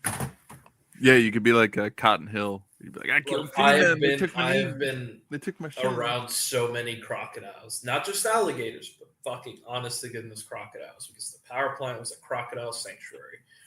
And when I would do the truck patrols, they're protected species, right? But it's also a sanctuary. So they're everywhere, but they tell you, like, don't kill them. Don't run them over. Don't harass them. Don't do anything. So a lot of times I'd be driving out there and like these lonely, like dark roads, and then one would just walk across the road in front of me. You just gotta sit there and wait and watch it. And they'll hang out like right next to the road. Like I guess like it's the right temperature right next to the asphalt, but like being on it isn't the right temperature. So like they're a lot of the times they're just right on the edge of the road. So sometimes I pull up right next to them and I'll throw it in park and I'll just lower the window and poke my head out and just stare at it from above. I'm like, God damn, dude. They're always huge for some reason. Like I never see small ones. I always see just gigantic, like 7 foot long, 8 foot long, like monsters. Yeah, if I had to fight that thing in the water, dude, I know I'm dead. I know for a fact Worth I'm it. dead. Yeah, it'd probably be worth it. We had one get caught up in the intakes. And so the intakes have grating, like steel grating above it, and it's like super reinforced, obviously, because it has to be hurricane proof, bomb proof, all sorts of stuff. But the alligator somehow made it in there, and it was not a small alligator. It was, geez, man. This was like a 10-foot gator, like easily. And they couldn't, because the intakes are constantly churning water in, and to turn off something like that would mean basically taking the unit offline, which is about, I think it costs like $1 million a day to have the unit one unit off, and there were 2 units. So, and they're not sending a diver down there because if he gets stuck down there, he's going to die. Like, he's just going to get sucked into the machine, and he's going to become power for, everyone in Florida. I'm sure not what he wanted to do that morning. So this thing just slowly rotted. Florida just becomes like Monsters Inc., where they need screams to power the place. Oh, you get a lot of screams. Sacrifice one guy to the machine every year. You'd get a lot of screams from that guy going into the intakes and compressed. But so the gator's just there, dead. It got in there and it ate like a tarpon or something, and then it died. And then it would just float there. And we had to do patrols around this area because you always had to do patrols everywhere in the plant. So this wasn't anything new.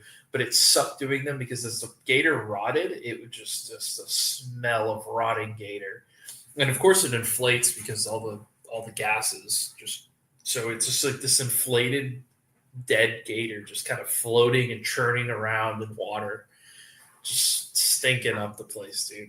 God damn, what a nasty fucking time. And it was there for like 2 months.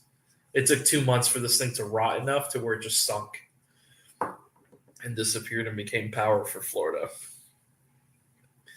I don't know where I was going with this story. I don't either. But gators stink. Gators stink, man. When they die, they stink. They do stink. They're stinky. When they're alive, they stink too. But so if you were going to fight a gator, what watch would you have on your wrist? Oh, fucking. And what knife would you pick? There it is. And why? Okay, out of stuff I own, I'd wear my Breitling because of course I would. This is what I wear every day. And then I'd grab the Bussy, dude. I mean, if I'm gonna kill the gator, it's gonna be with the fucking Bussy. Such a horrible name, man. Nothing, God, nothing like Breitling and a Bussy to put yourself in the right mindset for the day. That's the title for this episode: Breitling and the Bussy. No, but I'd probably take that because it's both things I own. I would wear my Zen 104. Ooh. Because it's the only watch I currently own, but it's also my favorite. Cool. Those things are cool, man. Yeah. I would also, I don't own it anymore, but I would bring my bring the Winkler drop point crusher or just a Recon. Yeah. Because those are both stabby, cool knives, cool guy knives, and I like them both. Damn, these things are cool. My Zins, my general daily driver for a watch is my CountyCom Meritac GMT, which it's not as cool as like a Breitling or a Zen or anything, but it was a gift from my wife when we were engaged, and I love it because when I wanted to get, she basically was like, hey, like, let me know what you want for your birthday, and I told her like, oh, I kind of want to like a watch. She's like, well, just let me know what it is and whatever you want. And my first thought was to get something like really nice, but then I was like, you know what, no, what I'm going to do is I'm going to get something that I'm not going to want to sell, that's going to be like kind of a timeless thing that I can ultimately pass on to my kids. And so I got the one of these CountyComs. They're super nice. They have like a non-reflective sapphire lens. This thing really has a cage code? Titanium case, yeah. That's so funny.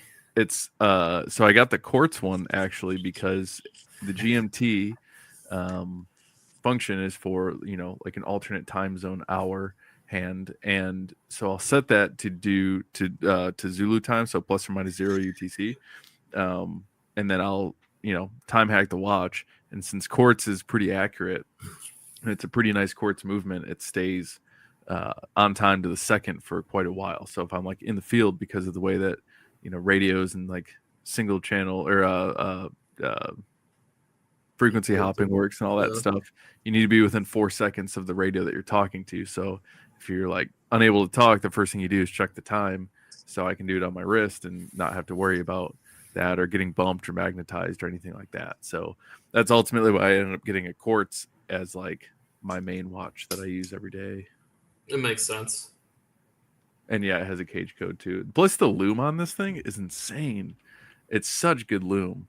You know, like Seikos are very anemic in like their loom. Like they're not very good. But this one, if I go outside for a minute, even if it's like I'm walking from my car to the house or back or whatever, and I go into a dark room, it is bright. Like it is very bright, and it lasts for quite a while too.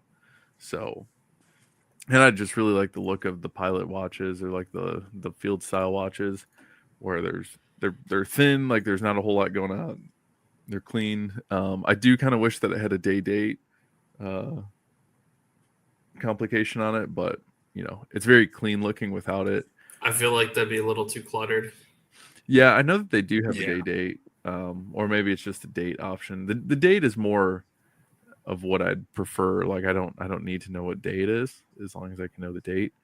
But yeah. So I like just a good day date function. I feel like GMT having a GMT function complication, I suppose, if we're using our proper horology terms, a day date and GMT wouldn't be too much necessarily, but you don't want your watch. I don't like chronographs. You don't want it to look like a chronograph where it's got a million different dials and complications I have on the it, moon and it's phase on just my watch. yeah, it's just too much. It's too much, and it's not practical for just wearing a watch. If you want to wear it for anything, I can time stuff on my watch. It's the 104 has a pilot's bezel as opposed to a diver bezel. I actually like that more. It's bi-directional as well, but you can time stuff with the bezel. You've got day date, and you've got time. That's all I really need. Yeah. Well, Yeah. the thing I really like about the Zens too, especially like the U1s and stuff, is how the bezel is very thin. Actually, a couple months ago, me and Gio were trying to come up with an idea for a watch to do for like a limited run to just plot I out still like want an to do idea. that idea. I I still do would want too. to do that. Yeah. I still really do.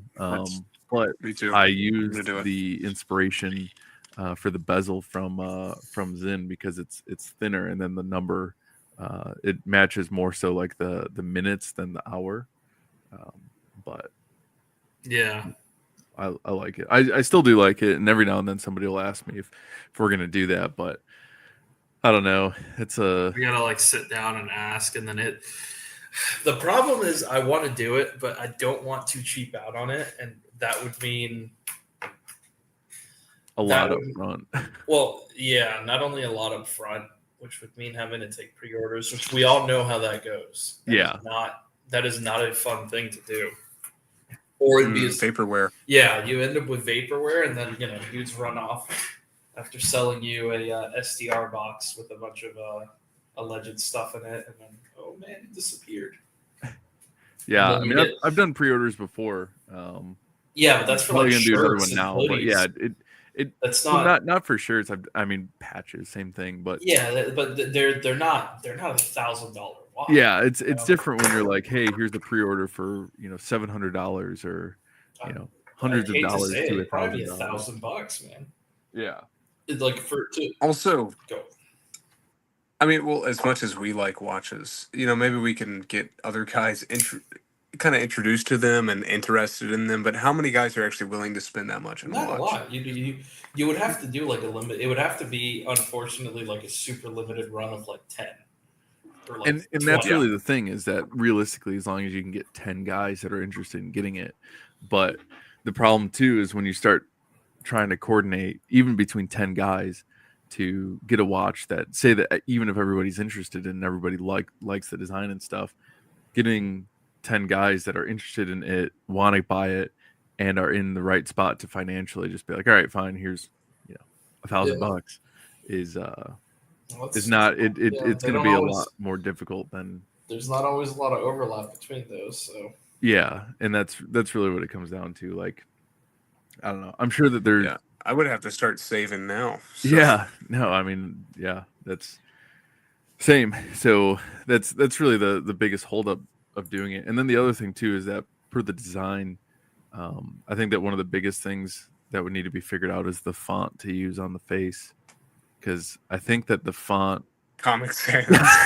Comic Sans. I need the Comic Sans Longhouse Rolex. Dude, you gotta use the papyrus font, like the MMORPG that Varg made, where the entire thing is in that font.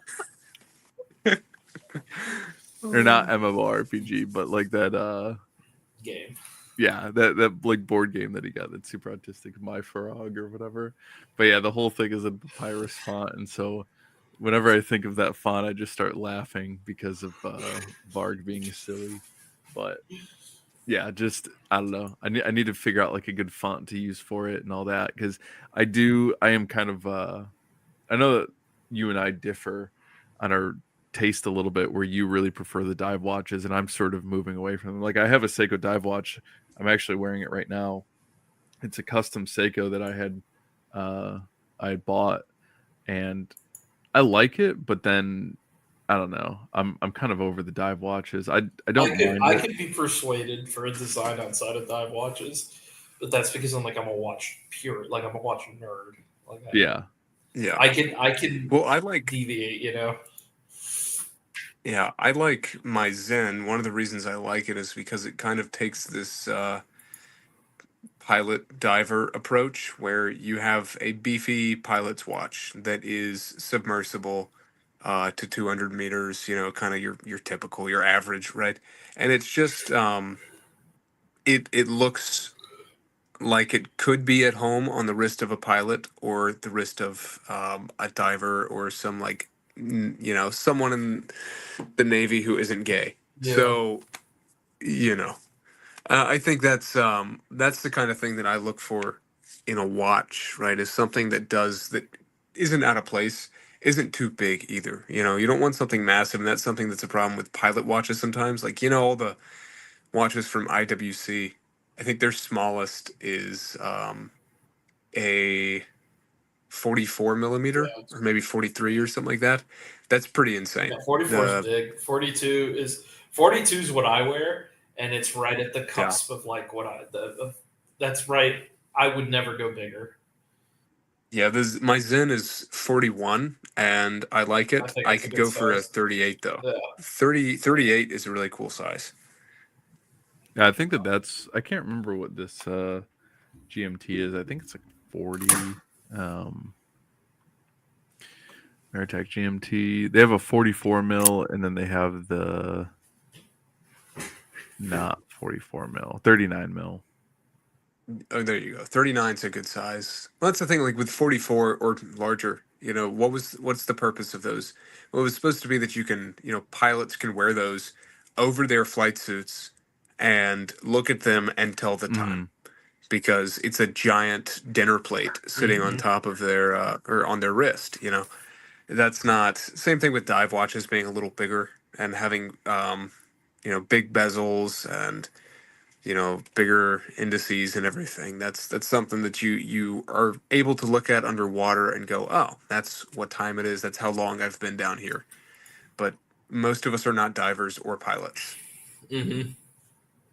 Yeah, I hate the water, and I don't really like flying. So Same. I don't know how I got here. you flew there. You flew to an island surrounded by water. I hate flying, and I hate diving, and I hate swimming, and I hate the water, and I hate the land. I hate everything. Could you imagine how miserable you would be? Very, very. Yeah, I just linked another Ameritech Pilot Large 46 mil, but it has the small second hand. Ooh. I love a small second hand on an automatic. It's cool. I just do not like the red.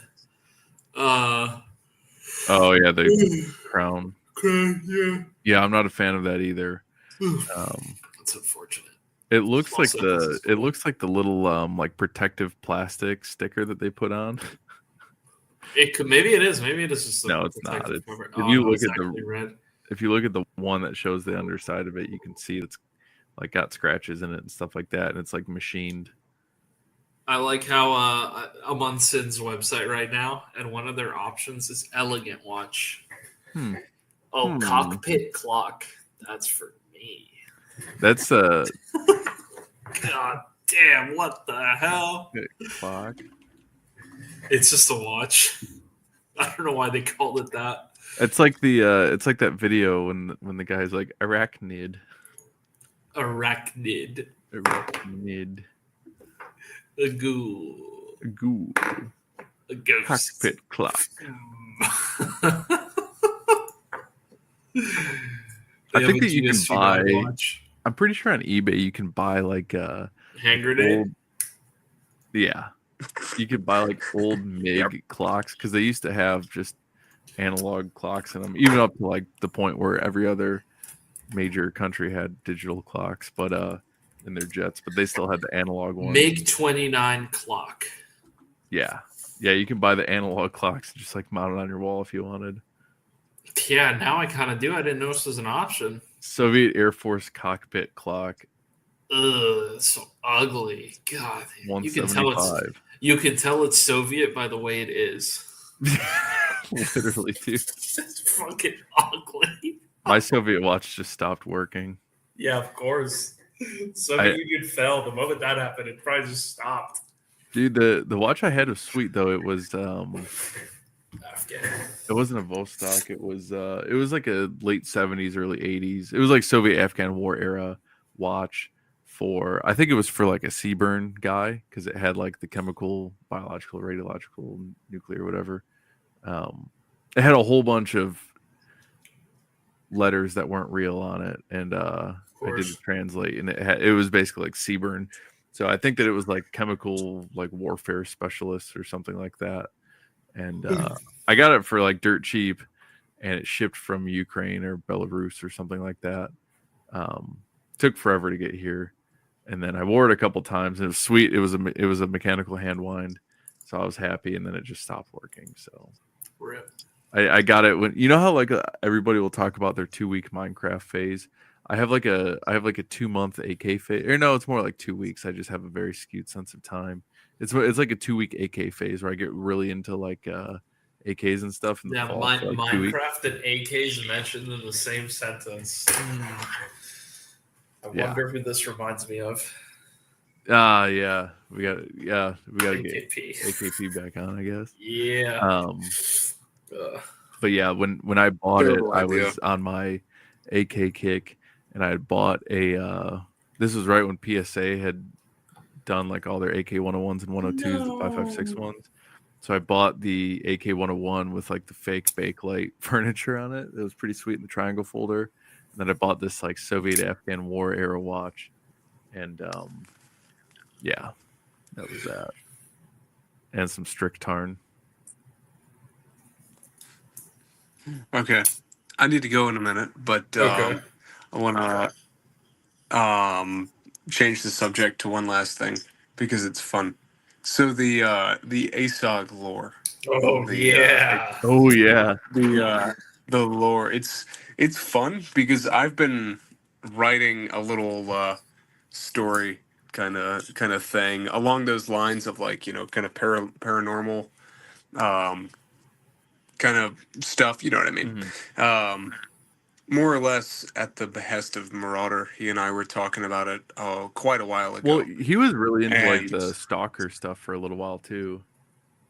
Yeah, it's kind of along those lines. And you know, Krieger on Instagram and everything. Yeah, my friend, real life friend. He was playing Stalker for a while, and so you know, I don't have internet, nor do I play video games anymore. That's why my signal keeps cutting out because I have 1 bar of LTE right now at the house. It's great, but I went over to his house one day and he was playing Stalker, and I was like, "This looks like a lot of fun." He was explaining the lore to me, and I was like, "Hey, that's really cool."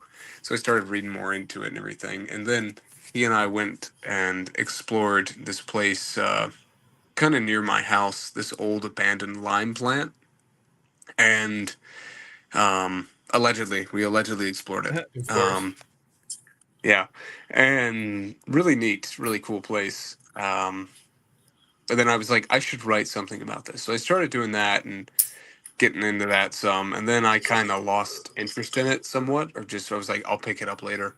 And then this stuff, I was like, hey, new something to connect the lore to. But it is funny. I wanted to mention this, throw this out there because somebody mentioned in the Instagram comments on the post from the other day talking about the lore. He was talking. Someone mentioned Pangea and how he thinks that there was a supercontinent that was broken up after the flood. And I just need to throw this out there and let everyone know that that is actually like something that is totally feasible, considering historical and biblical cosmology. The belief of the ancients was that there was a giant flood and that the earth was once flat and then surrounded by a firmament. Um, and there were great waters outside of the firmament, and these are the ancient waters of the primordial waters of creation, right? And we see also that the in Genesis, when man in his iniquity rejects God and ceases to offer right sacrifice to God, that everything starts to fall apart, and this keeps with the Catholic understanding that the sacrifice of the Mass is basically what makes the world go round. Um, and in the Old Testament, they understood that as well. That if we don't sacrifice, in the temple, or if there is not right sacrifice offered to God, then the world will literally disintegrate. And that is basically what happened during the flood. And so you have this complete disintegration of creation, and then everything kind of returns back to the primordial waters, and then you have a everything's kind of recreated. The waters recede, and then the world is anew, and it's a globe too. That's actually my canon, right? My head canon. I'm like, yeah, the Earth was flat before, and now it's a globe because of the flood. Um, but I don't know how that or why that even got brought up in the comment section, but people wanted to hear my rant about it, and so they can listen to this episode and get all the way to the end, past all the Powerful. other stuff, and hear me talk about that. But yeah, yes, that was who was asking about it. Seafull. Yeah. Well, the reason why, so like obviously originally the purpose of like, or like the thing behind the ASOG patch was all because of talking about a while back the Operation High Pyramids. Jump with Admiral Byrd and all that stuff and Antarctica, and I've always had an interest in like the paranormal spooky type stuff and things like that. And I think that one of my favorite YouTube videos is that Evan Royalty like SCP short that they did. I think it was the first one that they made, because they made two. They made one where they go into a house to find like a computer or something, and then the second one is like they go into this cabin where this cult was doing culty things. And anyway, like I've always had an interest in that stuff. So with the ASOG thing, like me and then my buddy that basically does like all the graphic design stuff, like any time that I give him a a poorly made graphic, he ends up making it like good. And I was in the field and I was like, hey, I had an idea for like an Antarctica patch. And I kind of explained it to him, and I drew it out on like my notepad thing on my phone, sent it to him, and he ended up making it. It was really good. We went back and forth a little bit to like kind of, hone it in. But that was all it ever really was. It was just like lore, like a joke on the Operation High Jump. And then I wanted to make more lore off of it.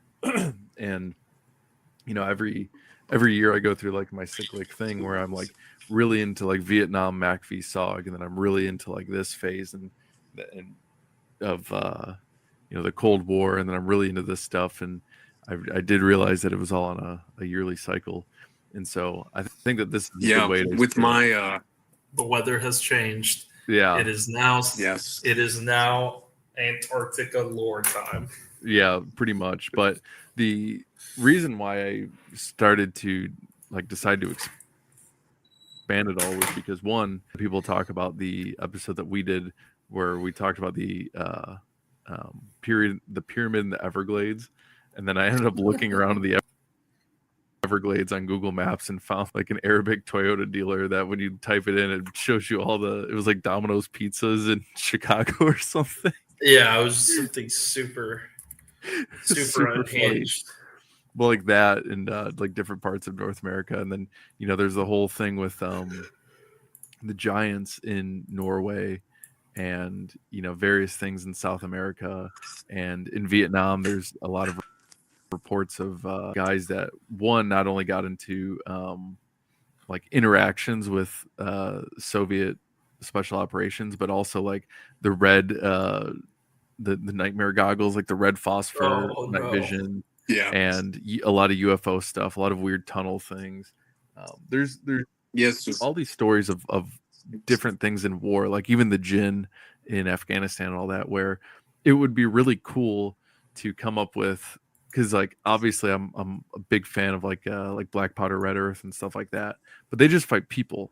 I want something where they fight people and like encounter paranormal things, because I think I used to, back in the day, I used to love to read on like basically like creepypastas, but the ones that were not like the kind of annoying tropey ones, but the ones that are like, strange things I've seen as a Marine and stuff like that. Exactly. Those ones, the classics. The one with the guy who was like the park ranger with the stairs and all that stuff. Yeah.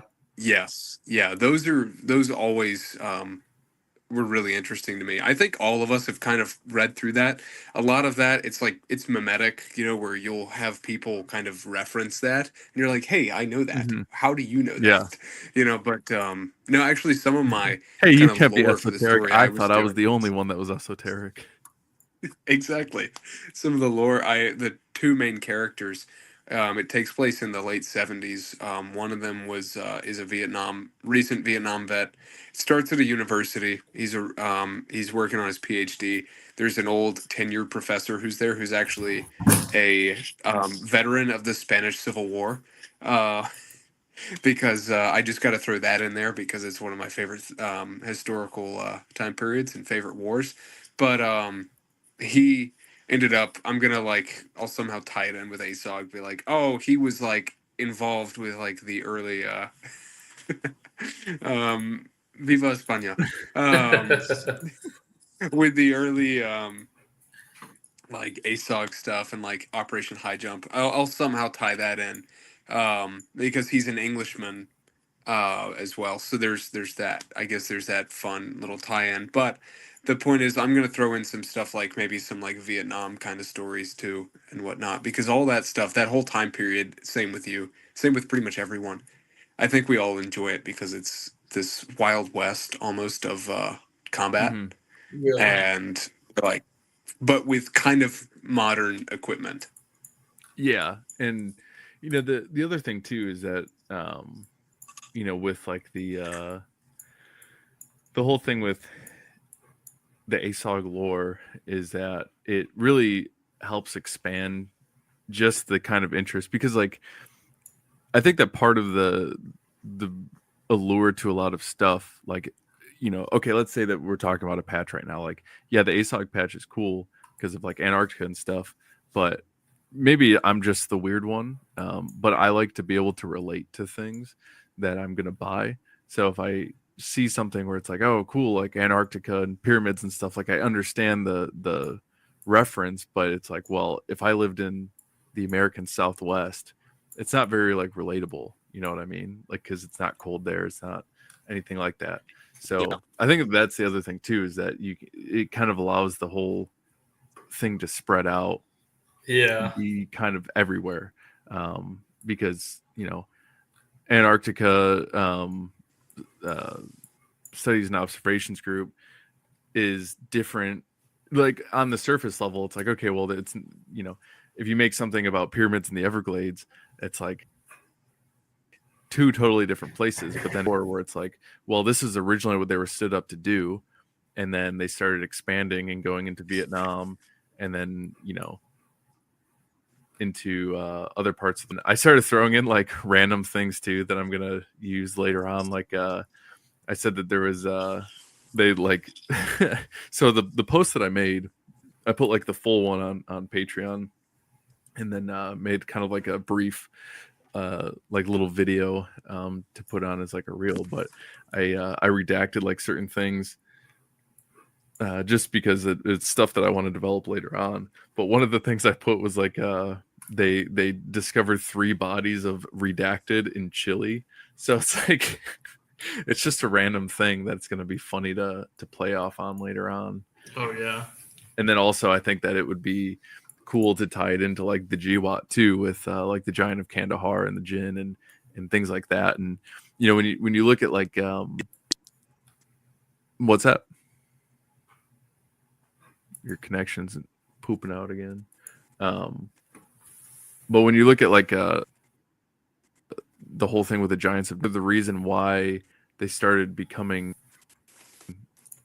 active came a thing to talk about again was because of the Soviets testing nuclear weapons on the Soviet Norwegian border.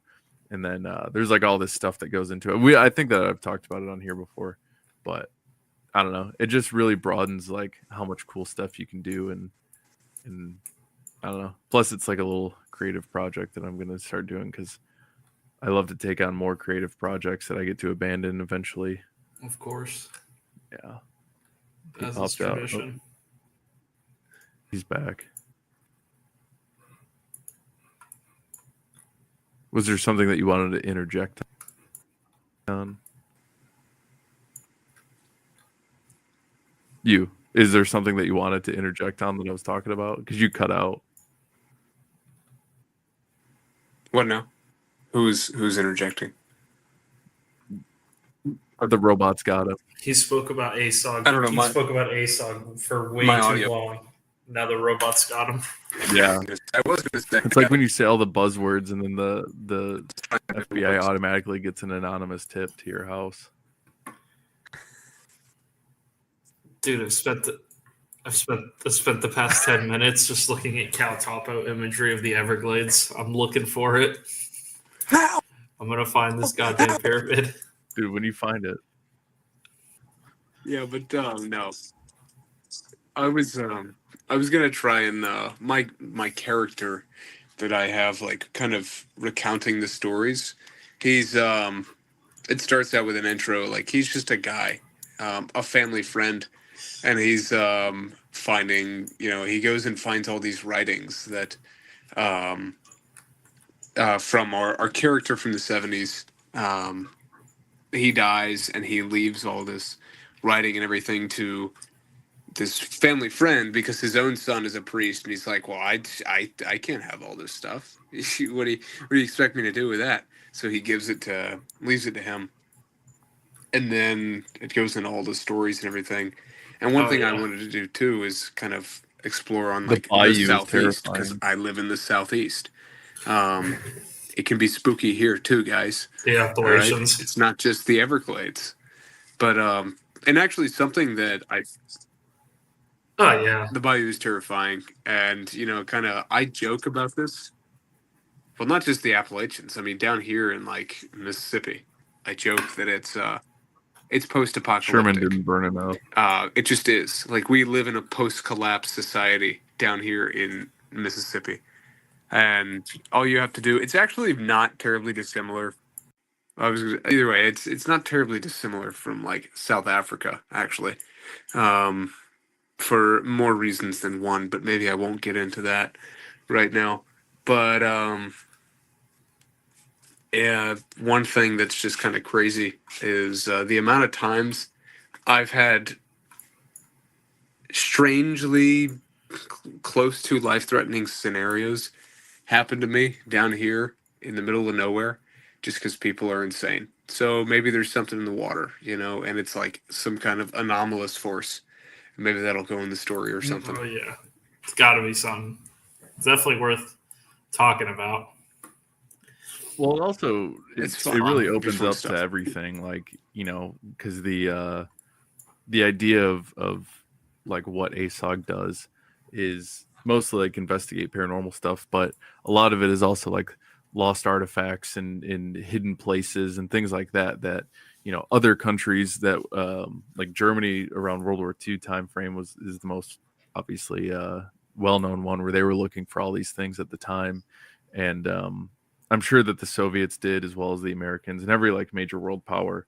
So it really opens up the door to be like, okay, they can do anything and go anywhere and look for anything as long as it's related to anything that has to do with this stuff.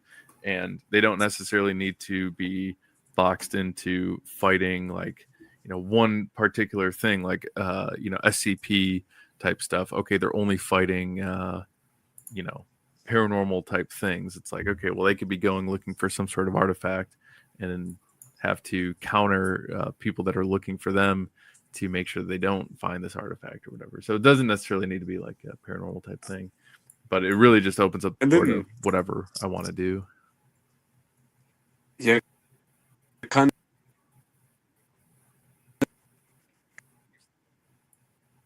of. It started out with like a specific group of people just coming like their own stories, and then it kind of popular, and more people started to make their own. That's something that I think is just the way good storytelling works. People can kind of make it their own, but make whatever they do part of it, part of their whole thing.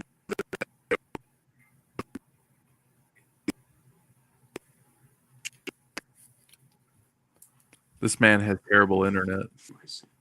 Mm-hmm. Wow, did I cut out again?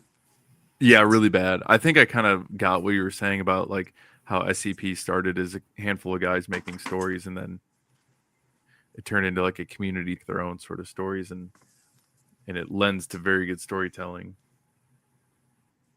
Yes. Yeah, that's what I meant. No, I agree, and I think that that's going to be kind of the goal down the road too, is do more of like community submissions and things like that, where people want to make their own stories and own spin-offs and not necessarily spin-offs, but like own sort of stories that fit into the whole thing. Like, go for it. That's cool too, because ultimately it's just fun, right? Like that's what it really comes down to. Yeah. Is that, but if it's not cool, we'll just call yeah, it. if it's not cool, I'm just not going to publish it, and I'm going to block you on everything. Yeah, you're going to get tortured. You'll be known as the fool. We're going to make you 411. We're going to force you into midgetum. We're going to hold a gun to your head, and you can either jump into a pool with a crocodile or touch the orb that makes you 411. We're going to send you to El Salvador. Jesus. I'm going to send you to Brazil to find the opening to... We actually, funny enough, we found the midget orb at a Subway in El Paso, Texas. Like a Subway restaurant. I was just there in the dumpster. We grabbed it with some tongs, and then we threw it at a local homeless man, and it made him 411. So, dude, one of my favorite things to say that I don't say very much because it's valuable, I don't want to overuse it, is in a Discord server that we're in, somebody asked somebody else where they got like pictures of something or a source or something or whatever, and they said that they found it on a flash drive behind a Waffle House, and it kills me. To this day, I think about that and laugh my ass off because it's just such a funny way to avoid the question. Somebody's like, "Oh, like thumb drive." Yeah, like, oh, I found a random like thumb drive behind a Waffle House, and it's came to me in a dream. It's especially funny for me to say because we don't have Waffle Houses up here. Yeah, it came to me in a dream. Yeah. All right. Well. Waffle House PMC. Waffle House PMC. You pretty much need like security there, from what I understand. The employees are security. Yeah, it's true. Instead of wearing a security shirt, they just have like a blunt behind their ear at the grill. A waffle and a blunt. This and a blunt. I actually went into a Waffle House in Jackson one time. This is how you know Spiritus actually makes good gear. I was wearing one of their the LV-119. I was wearing it underneath just slick underneath a wind cheater That was your in a waitress. Waffle House in Jackson, Mississippi. Yeah, I was wearing it with. Well, I was there with some friends. We had gone to a bar, and then they were like, "Hey, let's go to Waffle House." I was like, "That's a terrible idea. Let's not do that." And we went anyway. And I wore my plate carrier because I said, "I do not want to die right now." I'm entering the PvP zone. I've never been to. But I've nobody never been knew. to Jackson, Mississippi, so I have no idea Yeah, dude. if like, you're exaggerating or It's, if you're like, being 100%. No, I'm 100% serious. Like Jackson, Mississippi is a war zone. It is the in the top 5 most dangerous cities That's in the nuts. nation. Holy shit! Everybody says that about one city. in It's this- Brazil. in the state, though.